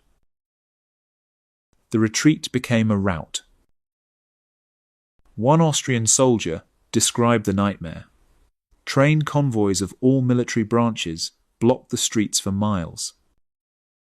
All of the languages of the monarchy could be heard screeching in a wild cacophony of voices. The drivers struck each other with their whips. Horse-mounted train commanders vented their frustration with repeated shots from their pistols. Hundreds of broken and bullet-ridden wagons lay in the ditches, alongside the bloated carcasses and the corpses of soldiers. Discipline broke down. Units became mixed together. Officers lost control of their men. The multinational empire's weakness became apparent as soldiers who couldn't understand each other's languages struggled to coordinate. Austria-Hungary retreated deep into its own territory. The fortress of Przemyśl was left behind, surrounded by Russian forces. 100,000 Habsburg soldiers were trapped inside, besieged. As in Serbia, defeat triggered atrocities. Austrian military intelligence suspected the local Ukrainian population of pro-Russian sympathies. They began executing civilians as alleged spies and traitors.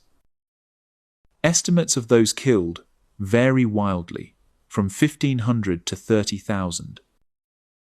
The true number may never be known.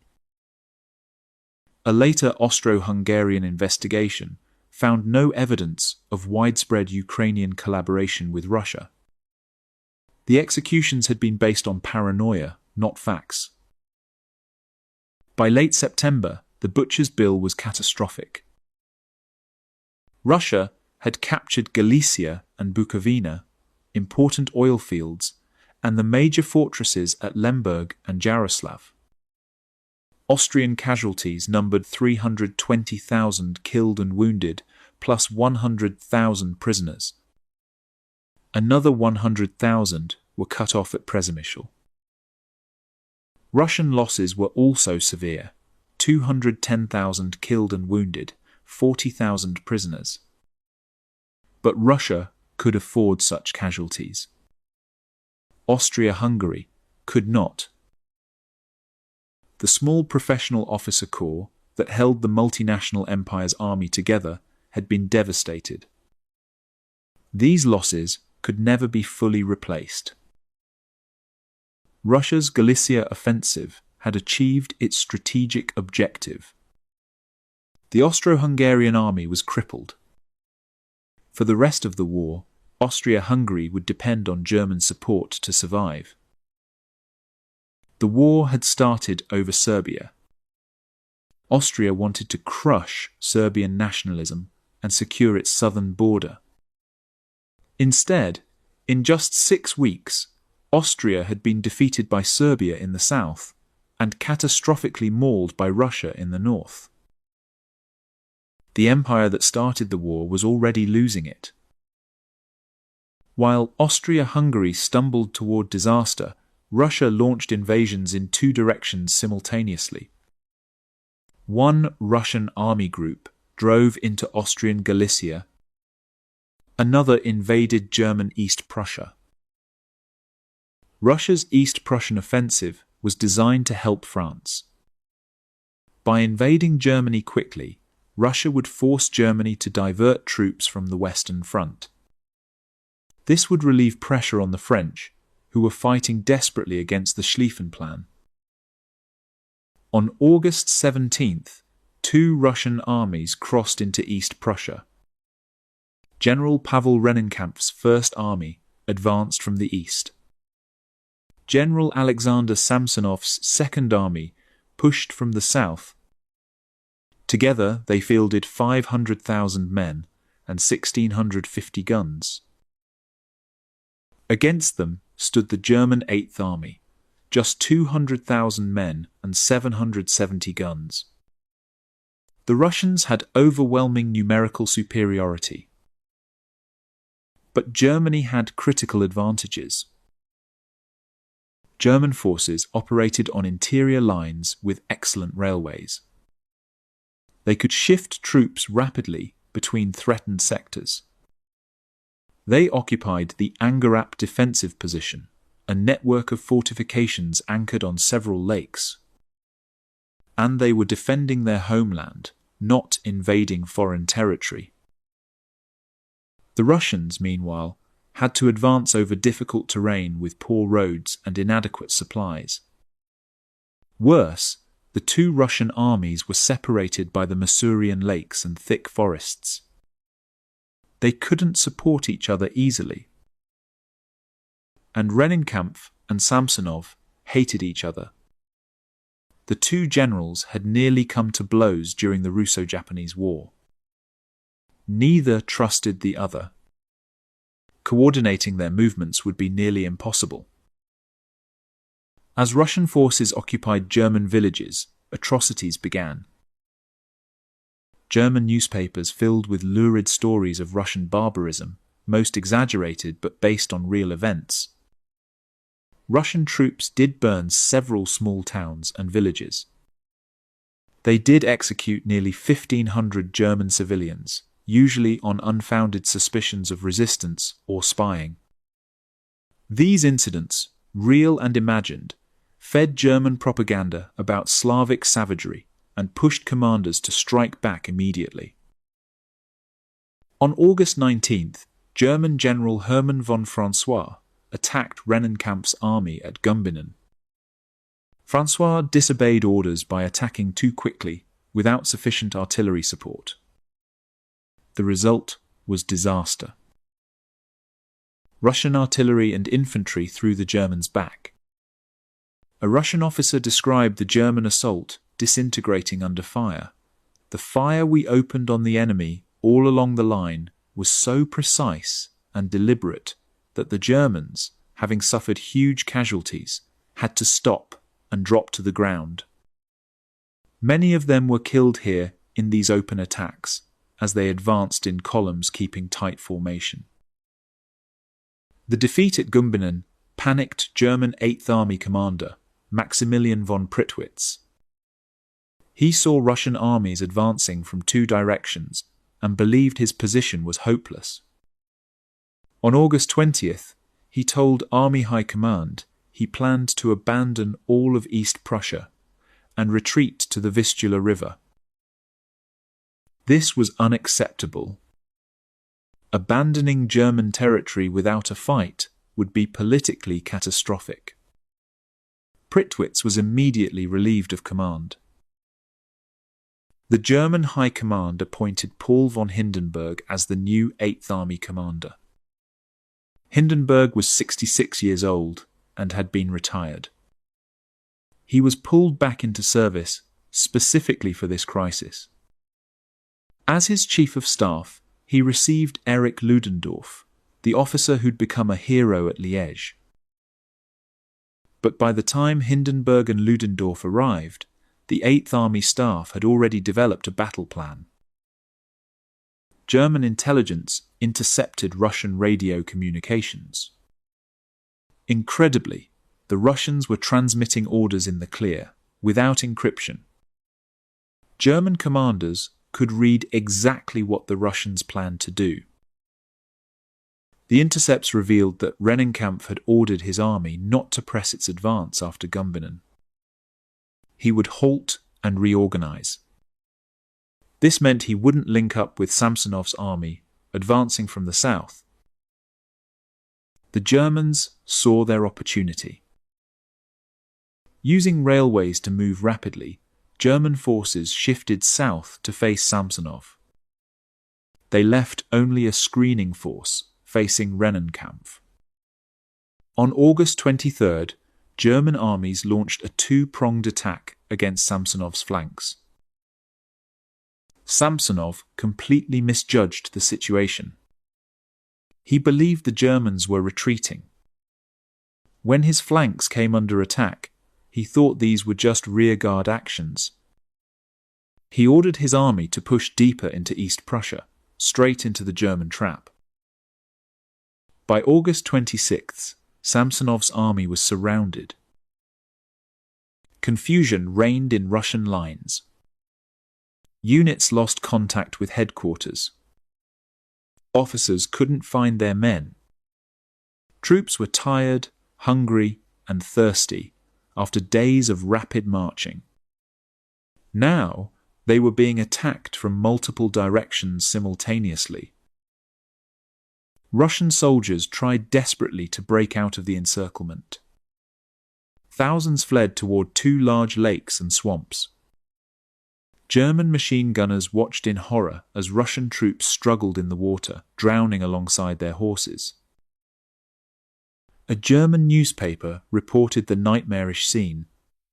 The sight of Russians driven into two huge lakes or swamps to drown was ghastly, and the shrieks and cries of the dying men and horses he will never forget. So fearful was the sight of these thousands of men with their guns, horses, and ammunition struggling in the water, that, to shorten their agony, they turned the machine guns on them. But even in spite of that, there was movement seen among them for a week after. By August 30th, Samsonov's army was completely destroyed.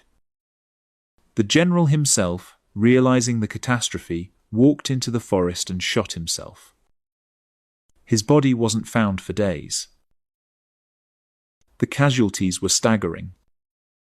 92,000 Russian prisoners, 50,000 killed and wounded, 500 guns captured. German losses were just 15,000 killed and wounded. Ludendorff named the victory the Battle of Tannenberg. It was deliberate historical symbolism, revenge for the Battle of Tannenberg in 1410, when the Teutonic Knights had been defeated by a Polish-Lithuanian army. 500 years later, Germany had its revenge. The victory made Hindenburg and Ludendorff into national heroes. The myth of Tannenberg would dominate German consciousness for decades.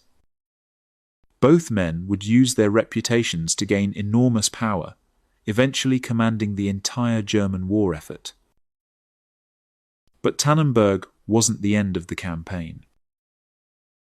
After destroying Samsonov's army, the Germans turned north against Rennenkampf. Railways rushed units back to face the Russian First Army. The two corps, diverted from the Western Front, finally arrived in East Prussia. From September 5th to 13th, German forces attacked Rennenkampf at the Battle of the Masurian Lakes. This time, the Germans didn't achieve the complete encirclement they'd managed at Tannenberg. But they did drive Russian forces out of nearly all German territory. Rennenkampf's army launched a local counterattack in mid-September that caught the Germans by surprise. For a brief moment, it seemed the Russians might regain the initiative. But German reinforcements stabilized the line.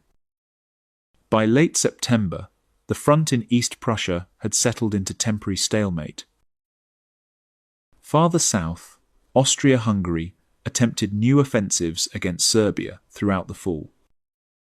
In September, November, and early December, Austro-Hungarian forces invaded again. Each time they advanced. Each time Serbian resistance stiffened. In early December, Austrian forces briefly captured Belgrade. General Potiorek telegraphed Vienna announcing his great victory.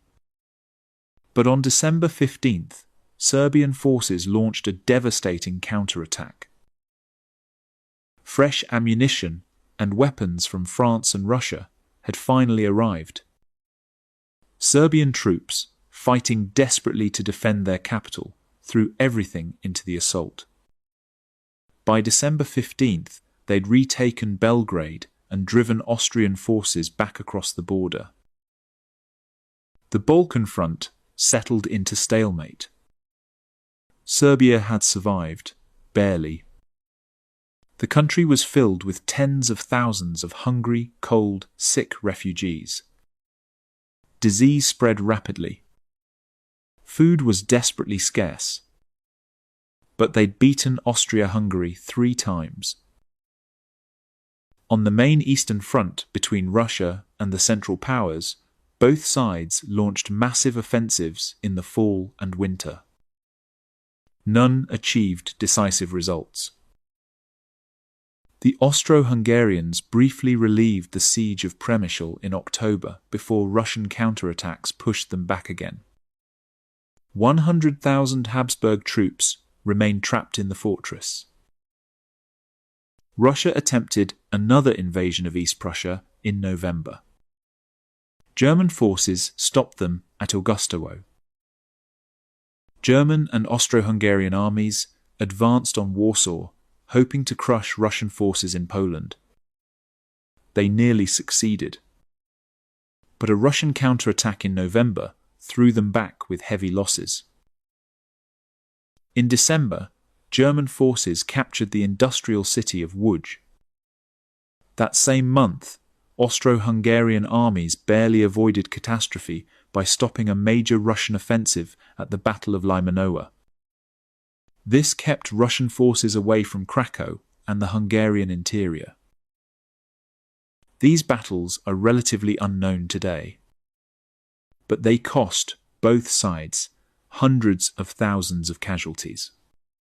Fighting in mud, rain, and early winter snow was brutal. Artillery shells were in desperately short supply on all sides. Medical care was primitive. Soldiers suffered from exposure, disease, and wounds that might have been treatable with proper supplies. By the end of 1914, the Eastern Front had also settled into a grinding war of attrition. There would be no quick victory anywhere.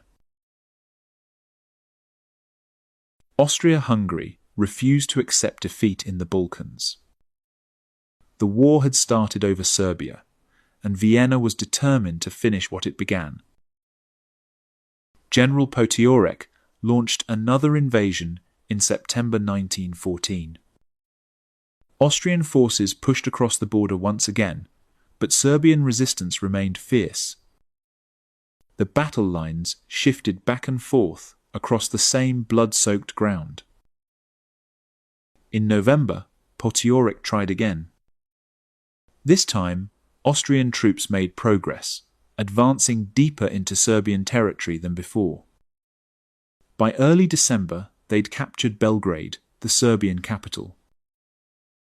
Potiorek sent triumphant telegrams to Vienna. Newspapers proclaimed a great victory. After 4 months of humiliation, Austria-Hungary had finally conquered its small neighbour. But Serbia wasn't finished. Throughout the fall, French and Russian ammunition and weapons had been trickling into Serbia. Not enough to fully equip the army, but enough to keep fighting. More importantly, Serbian soldiers were defending their homeland. Every metre of ground lost made them more desperate, not less. On December 15th, Serbian forces launched a massive counterattack. Exhausted Austrian troops, spread thin across occupied territory, couldn't hold. The Serbian assault drove them back through Belgrade and across the border. Within days, Austrian forces were retreating in disorder, abandoning equipment and supplies as they fled. By the end of December, Serbia had retaken its capital and driven the invaders out completely. It was Austria-Hungary's third defeat at Serbian hands in less than 5 months. But victory came at a terrible cost. Serbia was devastated. Tens of thousands of refugees crowded into what remained of the country's towns and cities. Food was desperately scarce. Winter had arrived, and people were freezing in inadequate shelters. Disease spread rapidly through the malnourished, weakened population. Typhus swept through Serbian refugee camps and army units. Doctors and nurses worked around the clock, but couldn't keep up with the sick and dying. In some units, half the soldiers were ill. The Serbian army had won, but it was bleeding to death. Casualties from all the campaigns totaled 170,000 killed, wounded, and missing. For a nation of fewer than 5 million people, these losses were catastrophic. Yet Serbia had survived. The small Balkan nation had defeated one of Europe's great empires 3 times. It had proven that courage and determination could overcome superior numbers and equipment. The Balkan front settled into an uneasy stalemate. Austria-Hungary licked its wounds and planned future offensives. Serbia tried desperately to care for its refugees and rebuild its shattered army. Both sides knew the fighting would resume. The question was when and whether Serbia could survive another round. In October 1914, the Ottoman Empire entered the war on the side of the Central Powers. The decision transformed the conflict. Suddenly the war extended into the Middle East, threatening British interests in Egypt and Russian access to warm water ports. The Ottoman Empire controlled the Turkish Straits, the Bosphorus and Dardanelles, which were Russia's only sea route from the Black Sea to the Mediterranean. On November 14th, the Ottoman Sultan declared a jihad, a holy war, calling on Muslims worldwide to rise up against Britain, France, and Russia. Ottoman leaders hoped this would trigger uprisings across the British and French empires in Asia and Africa. The jihad declaration had almost no effect. Muslims serving in British and French colonial armies remained loyal. No significant uprisings occurred. The appeal to religious solidarity couldn't overcome political and practical realities. But the Ottoman entry into the war opened new fronts immediately. Britain moved quickly to secure its interests in the Persian Gulf. British and Indian forces landed at Basra in November and rapidly occupied southern Mesopotamia. The oil fields and strategic position were too valuable to leave undefended. Meanwhile, Russia and the Ottoman Empire clashed in the Caucasus Mountains. Russia launched the Bergman Offensive in November, pushing into Ottoman territory. Initial progress was promising. But Ottoman defenses stiffened, and Russian forces lacked sufficient strength to break through. The offensive stalled and then collapsed. By early December, Russian forces had retreated back to their starting positions. Ottoman War Minister Enver Pasha saw an opportunity. Russia seemed vulnerable. A bold offensive could drive deep into Russian territory, potentially triggering Muslim uprisings in the Caucasus and Central Asia. In December 1914, Enver ordered a massive winter offensive. 100,000 Ottoman troops would march through the Alahukba Mountains and strike the Russians from an unexpected direction. The plan was ambitious, perhaps too ambitious. The Caucasus campaign became a nightmare. Ottoman soldiers marched into some of the most hostile terrain on earth in the middle of winter. The Alahukba Mountains were freezing even in summer. In December and January, temperatures plunged far below zero. Blizzards struck without warning. Snow was often waist-deep or higher. The Ottoman army was poorly equipped for these conditions. Many soldiers lacked proper winter clothing. Boots fell apart in the snow. Supply lines couldn't function in the mountains. Men went hungry and cold simultaneously. Soldiers began freezing to death before they even reached the Russians. Entire units became lost in blizzards. Men collapsed from exposure and were buried by snow. Frostbite was epidemic. Soldiers who'd marched into the mountains strong and healthy emerged, if they emerged at all, as frozen, broken shadows. When Ottoman forces finally engaged the Russians, they found well-prepared defensive positions backed by superior artillery. The attacks failed. Ottoman troops, already weakened by the march, couldn't break through. By January 1915, the survivors retreated back through the mountains. The withdrawal was as deadly as the advance. More men froze. More collapsed from exhaustion and starvation. The Caucasus offensive was a catastrophe. Ottoman casualties reached 65% of the force that had set out. Some units were completely annihilated. Of the 100,000 men who began the campaign, fewer than 20,000 returned combat effective. Tens of thousands had frozen to death. Nature had killed more Ottoman soldiers than Russian bullets. The disaster demonstrated a brutal truth. Courage and determination meant nothing against extreme cold and inadequate preparation. Modern armies could be destroyed by weather as easily as by enemy action. The war that began in Europe quickly spread across the globe. Colonial empires meant that conflicts between European powers automatically became world wars. Japan seized the opportunity to expand its empire at German expense. Japan had an alliance with Britain dating back to 1902. When Britain went to war with Germany, Japan honored the alliance. But Japanese motivations went beyond loyalty. Germany's Asian colonies were valuable prizes, and Germany was in no position to defend them. In August 1914, Japan declared war on Germany and immediately moved against the German colony at Qingdao in China. The port city was Germany's most important Asian possession, home to a naval base and commercial facilities.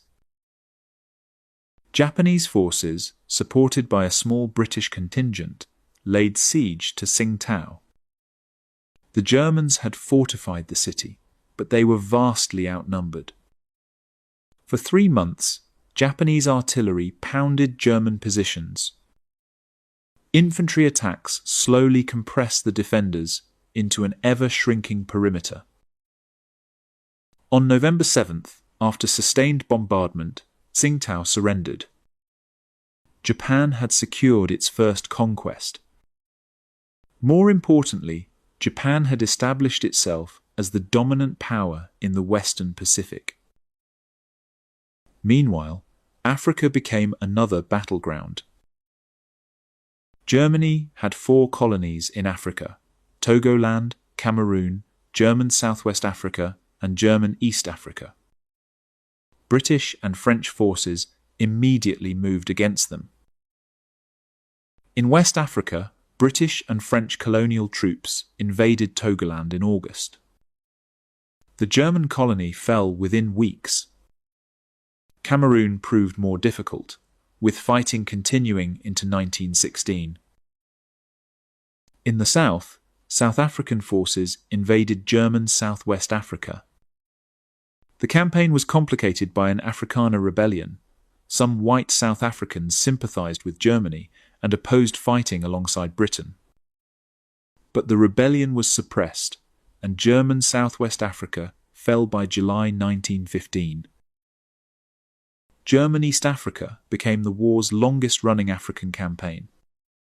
Colonel Paul von Lettow-Vorbeck commanded a small but highly effective force of German and African troops. His guerrilla campaign would tie down Allied forces for the entire war, not surrendering until November 1918. The naval war also went global. The Royal Navy had the largest fleet in the world, but it couldn't be everywhere at once. German commerce raiders and warships operated across the world's oceans, threatening Allied shipping. In November 1914, a German squadron, under Admiral Graf von Spee, defeated a British squadron at the Battle of Coronel off the coast of Chile. It was Britain's first naval defeat in over a century. But British revenge came quickly. In December, at the Battle of the Falkland Islands, a British squadron destroyed von Spee's force. the admiral went down with his flagship. Smaller naval actions occurred across the Atlantic, Pacific, and Indian Oceans throughout the fall of 1914. British cruisers hunted German commerce raiders. German submarines began attacking merchant shipping. The U-boat campaign that would nearly strangle Britain was just beginning. The main German high seas fleet remained in port, avoiding direct confrontation with the British Grand Fleet. Both sides knew that a decisive naval battle could change the course of the war. Both were cautious. The great clash would come, but not yet. By the end of 1914, the war had spread to 4 continents and every ocean. What began as an Austrian punitive expedition against Serbia had become a true world war. By October 1914, a network of trenches stretched from the Swiss border to the English Channel. German soldier Paul Hub complained about the impossibility of breaching British trenches in Belgium. The terrible digging continues. Every day brings new horrors. It's impossible to get rid of those Englishmen. They've dug one trench behind another. A British officer in Belgium expressed similar frustration in November. I am getting awfully bored by the trenches and am feeling fearfully tired. I hope we won't be in them much longer. I wish they would order the advance. The trenches were supposed to be temporary. Commanders on both sides believed they were simply buying time, freeing up forces for new offensives that would restore mobile warfare. They were wrong. The trenches would remain for 1,515 more days. The question that haunted military planners was simple. Why did the trenches win? Why did every offensive shatter against these earthen fortifications? Why couldn't the most powerful armies in history break through lines of dirt and barbed wire? The answer lay in a perfect storm of technological, tactical, and logistical factors that all favored defense over attack. The weapons of 1914 made the open battlefield far deadlier than any previous war. Artillery was the king of the battlefield. The French 75mm field gun could fire 15 to 30 rounds per minute for short bursts, compared to about 5 rounds per minute for Prussian guns in 1870. Ranges had more than doubled from 3,500 meters in 1870 to 7,000 to 11,000 meters by 1914. German heavy artillery was even more devastating. Howitzers firing 150mm and 210mm shells could destroy fortifications and annihilate troops in the open. And the shells themselves were far more powerful than previous generations, packed with modern chemical explosives like melinite that created enormous blast zones. But artillery wasn't the only killer. Rifles had evolved dramatically. The British Lee-Enfield, German Mauser, and French Lebel could all fire 15 aimed shots per minute at effective ranges beyond 1,000 meters. Smokeless powder meant shooters didn't reveal their positions with each shot. Multi-round clips meant faster reloading. Pre-war field manuals acknowledged the danger. Bullets can still kill a man at 2,000 meters. At ordinary ranges, they go through several men. Machine guns transformed infantry combat entirely. The Maxim, Vickers, and Saint Etienne designs could fire 500 rounds per minute, 5 times faster than the multi-barreled mitrailleuse of 1870. A single machine gun crew could deliver the firepower of an entire infantry company. The debate before the war had been whether these weapons would help attackers or defenders. Some theorists predicted defensive stalemate. Others, especially in France, believed that vigorous offensive spirit would prevail, as it had for the Japanese, in some battles during the Russo-Japanese War. French military doctrine emphasized morale over materiel. One French captain wrote in 1913, "War is not so much about capability as it is about courage. Science will always yield to devotion and firmness. Above all else, every trooper must be inculcated with this spirit of ultimate sacrifice, which will later reveal itself in the offensive." The first months of combat destroyed these illusions. French officer Charles de Gaulle experienced the reality firsthand. Suddenly, the enemy's fire became precise and concentrated. Second by second, the hail of bullets and the thunder of the shells grew stronger. Those who survived lay flat on the ground, amid the screaming wounded and the humble corpses. In an instant it had become clear that not all the courage in the world could withstand this fire. The casualty figures told the story.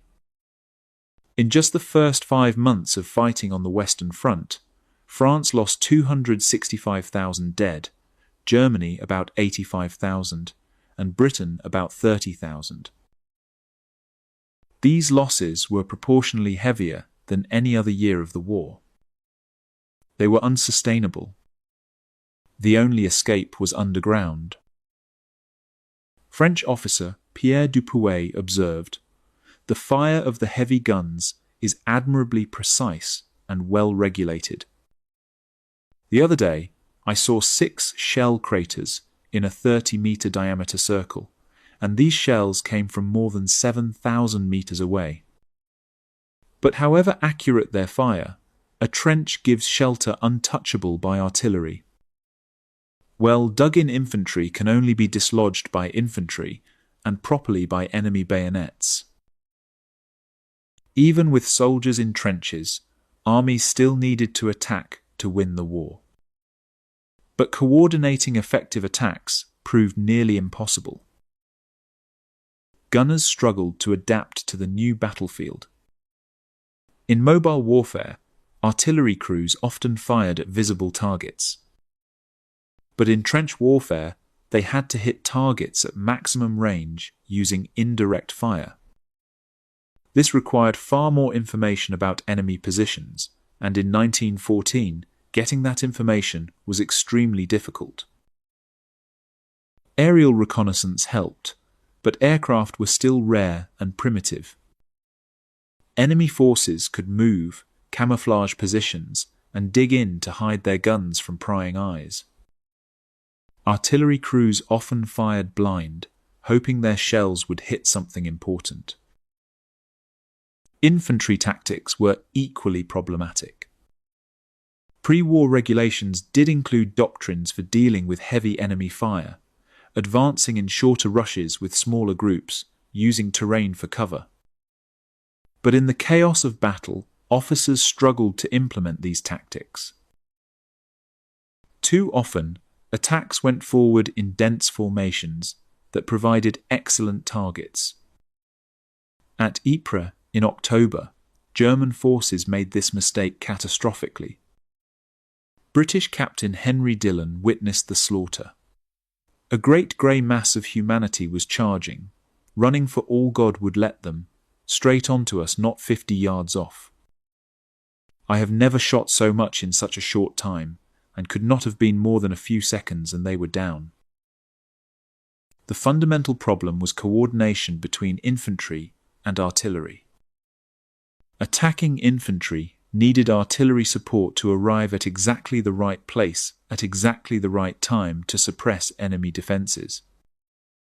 But there weren't enough liaison officers to communicate infantry needs to the nearest batteries. And overeager infantry officers didn't always wait for support before launching attacks. French Captain Alphonse Grasset described the consequences. "My company was sustaining heavy losses. Evidently, its action was hampering the enemy, who concentrated the combined fire of his infantry, artillery, and machine guns on us. Among the men lying on the ground, one could no longer distinguish the living from the dead. We had no support from our artillery. And yet there were guns in our division and in the Army Corps, besides those destroyed on the road. Where were they? Why didn't they arrive? We were alone. French commander Joseph Joffre explicitly warned his infantry officers not to attack without artillery support after receiving multiple reports of units doing exactly that. He blamed it on misunderstanding the doctrine of offensive spirit, though lack of training and poor communications played key roles too. The armies that took the field in 1914 were larger than any in history. Once mobilized, the German army numbered about 2.3 million men. The French had 2.9 million. No one had ever tried to command forces this large. And the technology to coordinate millions of men spread across hundreds of kilometers simply didn't exist. Telephone lines were in short supply. What lines existed were constantly cut by artillery fire. Repairing them under fire was dangerous and slow. Wireless telegraphy was still primitive and unreliable. Voice radio wouldn't become effective until after the war. French General Gascoigne complained bitterly about the shortages. A few kilometers more of telephone wire would have been worth more to me than all the blathering on about combined arms and the unity of hearts between infantrymen and gunners. German forces suffered the same problems. Desperate for orders, ammunition, or reinforcements, German units sometimes transmitted messages by wireless in clear text, without encryption. French intelligence intercepted these messages and learned German positions and plans. The Germans weren't the only ones blind. British General Horace Smith-Dorrien was completely in the dark about French positions near Mons in August. I had been given no information of the somewhat serious happenings in the French army on our right, which I learned years later, namely, that it had been forced back and was already some 9 miles south of Mons, with a gap of at least 9 miles between the right of our 2nd Corps and the left of the French 18th Corps, thus leaving us in a very vulnerable, indefensible, and salient position. Communication often depended on mounted messengers carrying written notes to the nearest telegraph or telephone station. This wasn't fast enough to implement the complex coordinated operations that war plans demanded. Historian Larry Addington summarized the dilemma. Like the fictional Dr. Frankenstein, the general staffs of Europe had created monsters that they could scarcely control and whose movements at a distance were difficult to gauge. The final factor that enabled trench warfare was the mobility imbalance between attackers and defenders. Infantry could only advance on foot. Artillery moved by horse-drawn wagons. Both were slow and vulnerable. Horses were especially vulnerable to modern firepower. Thousands were killed every day. Meanwhile, defenders operating within their own lines could reinforce threatened sectors much faster using railways. This gave defenders enormous advantages in operational and strategic mobility, even though attackers might be tactically superior in specific locations. The Schlieffen Plan was crippled by this reality. German troops marched 30 to 40 kilometers per day, carrying 26-kilogram packs. German soldier Wilhelm Heigl described the hardships. Day after day, we have to march, and there is not a lot of time to rest. In the last couple of days, we have marched nearly 80 kilometers. We heard that a comrade in 6th Company has shot himself because he could not bear it anymore. You can't imagine what we have to go through." German troops received inadequate resupply and had to scavenge for food in French fields. Vital heavy artillery fell behind the infantry it was supposed to support. Meanwhile, French defenders used their shorter interior lines to quickly shift troops by rail, most notably rushing reinforcements to the Marne in September. Supply problems weren't limited to food and ammunition. Both sides had grossly underestimated artillery shell consumption. French state factories could produce only 10,000 shells per day in 1914, far too few for their 3,500 guns in the field. Joffre demanded daily reports of shells fired and placed strict limits per gun per day. Germany faced the same crisis. Pre-war shell stocks were used up within 6 weeks when they'd been expected to last 6 months. Without enough shells, armies couldn't attack early trench networks with sufficient firepower. By fall 1914, trench warfare dominated the Western Front. The trenches had defeated every attempt to break them. Lethal firepower favoured defenders. Tactical coordination proved impossible. Communications collapsed. Supply lines couldn't keep up with advancing armies. The quick war was dead. The long nightmare had begun. By the end of 1914, just 5 months after the war began, the human cost was staggering. Germany had suffered 800,000 casualties, killed, wounded, or missing. Austria-Hungary had lost 1.2 million men. The Ottoman Empire counted 80,000 casualties from its brief involvement. On the Allied side, the numbers were equally horrific. France had suffered 530,000 casualties. Russia's losses were the highest of any nation, 1.8 million men. Britain had lost 90,000 soldiers, despite fielding a relatively small army. Belgium counted 50,000 casualties. Serbia, the small nation where it all began, had suffered 170,000 casualties from a population of fewer than 5 million.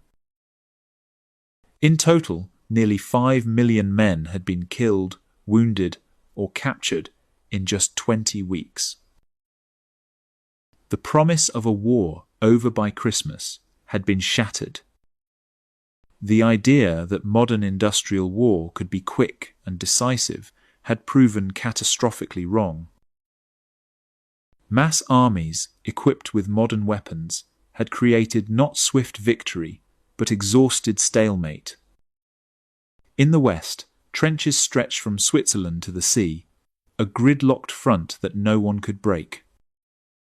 In the east, massive offensives had produced tactical victories, but no strategic decision. The war had become totalizing. It dominated newspapers and propaganda. It consumed factory output. It transformed societies. Women took over jobs men had left behind. Governments assumed emergency powers. Civilian life reorganized around supporting the armies in the field. Millions of civilians had been displaced. Belgian and French refugees had fled before the German advance. Serbian towns overflowed with hungry, sick families who'd lost everything. East Prussian villages had been burned by Russian troops. Galician towns changed hands multiple times, suffering under each new occupier. The atrocities had been real and widespread. German troops had executed over 6,400 Belgian and French civilians. Russian forces had killed nearly 1,500 German civilians. Austro-Hungarian armies had massacred thousands of Serbian and Ukrainian civilians. Each side used the other's crimes to fuel propaganda and hatred. And yet, despite the carnage and stalemate, every power still believed victory was possible. No one was willing to negotiate. No one was ready to accept a compromise peace. Germany believed it could still break France and force Russia to terms. France was determined to recover its lost territory and punish German aggression. Russia saw opportunities to expand its influence. Britain couldn't accept a German-dominated continent. Austria-Hungary needed victory to hold its fractured empire together. The generals promised that next year's offensives would succeed where this year's had failed. The politicians believed their nations could outlast the enemy. The publics, fed on propaganda and nationalism, demanded victory at any cost. But 1914 had proven one thing beyond doubt: the cost would be far higher than anyone had imagined. Even before the fighting stopped, the debate over responsibility had begun. Each power published what became known as colour books, collections of diplomatic documents designed to prove their innocence and the enemy's guilt. Germany published the White Book. France issued the Yellow Book. Britain released its Blue Book. Russia produced the Orange Book. Each blamed the other side. After the war ended in 1918, the victorious Allies would place responsibility squarely on Germany and Austria-Hungary in the peace treaties. Article 2:31 of the Treaty of Versailles explicitly assigned war guilt to Germany and its allies. This war guilt clause would poison German politics for decades and help fuel the rise of extremism. But historians have never reached consensus on who truly started the war. For years, many concluded that all the great powers shared some blame. The alliance system, imperial competition, arms races, and nationalist fervour had created conditions where war became increasingly likely. No single nation bore sole responsibility. In the 1960s, German historian Fritz Fischer made one of the most influential and controversial arguments. He claimed that German government and military elites had deliberately wanted war to achieve expansionist aims. The Fischer thesis argued that Germany had long planned a war against Russia and France and directly encouraged Austria-Hungary to escalate the July crisis. According to Fischer, German leaders saw war as an opportunity to dominate Europe and establish Germany as a world power. More recent historians have pointed fingers at other powers. Sean McMeekin emphasized that Russia's mobilization turned a Balkan conflict into a continental war. If Russia had stayed out, Austria and Serbia might have fought a limited war that remained localized. Niall Ferguson blamed Britain for failing to clearly state its intentions, arguing that if Britain had committed to defending France earlier, Germany might have restrained Austria-Hungary. Christopher Clark's sleepwalker theory suggests the war was largely unintended, resulting from miscalculations, misunderstandings, and perceived insecurities. Clark argues that German leaders genuinely believed Russia and Britain were unlikely to intervene and tried to keep the conflict limited to the Balkans. The war resulted from a series of misjudgments rather than deliberate aggression. One key debate centers on whether the alliance system made war inevitable. The answer seems to be no. Italy proved that alliances didn't force nations to fight by staying neutral in 1914, despite being part of the Triple Alliance. Each power retained the ability to choose. But other factors did constrain choices. Military timetables and railway mobilization schedules created intense pressure to act quickly. Once Russia began mobilizing, Germany felt it had to mobilize immediately or face defeat. Once Germany mobilized, it had to follow the Schlieffen Plan and attack through Belgium, bringing Britain into the war. This inverted Clausewitz's famous principle that war is politics by other means. Instead, politics became the servant of military necessity. Generals overrode politicians. Railway timetables dictated diplomatic decisions. The irony was profound. Russia's partial mobilization was designed not to threaten Germany, but ended up alarming Germany so much that it triggered German mobilization. Germany's invasion of Belgium was meant to defeat France quickly, but brought Britain into the war, making German victory far less likely. Everyone got the opposite of what they intended. The cultural and strategic zeitgeist of 1914 also played a crucial role. Many European leaders saw war as a practical, even desirable, tool for resolving disputes and managing domestic tensions. Militaristic values dominated education and popular culture. Nationalism offered emotional satisfaction and political utility. Perhaps most importantly, no one understood what modern industrial war would actually be like. They expected battles similar to 1870, decisive, relatively quick, fought by professionals. Instead, they got industrial slaughter on a scale that made previous wars look like skirmishes. The debate over who started the First World War continues more than a century later. Historians still argue about German war aims, Russian responsibility, British mistakes, and Austrian recklessness.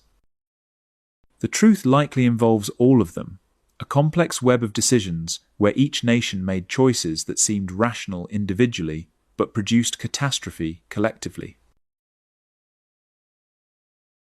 The road from Sarajevo to the trenches had taken just 5 months. 2 gunshots on a sunny June morning had lit a fuse that burned through the heart of European civilization. By December, 4 great empires, Russian, German, Austro-Hungarian, and Ottoman, were locked in a war of annihilation, with no end in sight. 1914 had proven that modern industrial war couldn't be won quickly. The weapons of the 20th century made battlefields into slaughterhouses, where courage meant nothing against machine guns and artillery. Mass armies numbering in the millions couldn't be commanded effectively with 19th century communications. Railway timetables and mobilization schedules had become more powerful than diplomacy. The trenches that soldiers dug in October as temporary shelters would remain for 1,515 more days. The war that everyone believed would be over by Christmas would consume 4 more years. Men had marched to war in August, believing in glory and honor. They sang patriotic songs. They waved from trains. They stuck flowers in their rifle barrels. They believed their side would win because their cause was just and their soldiers were brave. By December, the survivors knew better. There was no glory in drowning in mud. There was no honor in being torn apart by artillery you never saw. There was only mud, blood, and stalemate. The world that existed in June 1914 died in the trenches. The belief that European civilization represented progress and enlightenment died alongside millions of young men. The faith that technology would improve human life died in the face of industrial killing machines. The old order of empires and monarchies would collapse under the weight of total war. Before it ended, the war would kill 20 million people. It would destroy 4 empires: Russian, German, Austro-Hungarian, and Ottoman. It would redraw the map of Europe and the Middle East. It would create conditions for an even more terrible conflict just 20 years later. The war to end all wars instead became the first chapter in a century of unprecedented violence. And it all began with 2 gunshots in Sarajevo on June 28, 1914. 1914 was the year Europe descended into hell. The great powers spent the next 4 years trying to claw their way out. Some would succeed. Others would collapse into revolution and chaos. None would ever be the same. The abyss had opened. And once nations fell in, there was no easy way back to the surface. Thank you for joining me on this 3-hour journey through 1914. If a moment from this story affected you, I'd love to hear about it in the comments. Subscribe for more deep dive military history and join me next time as we continue this story. The trenches are dug. Now comes 1915.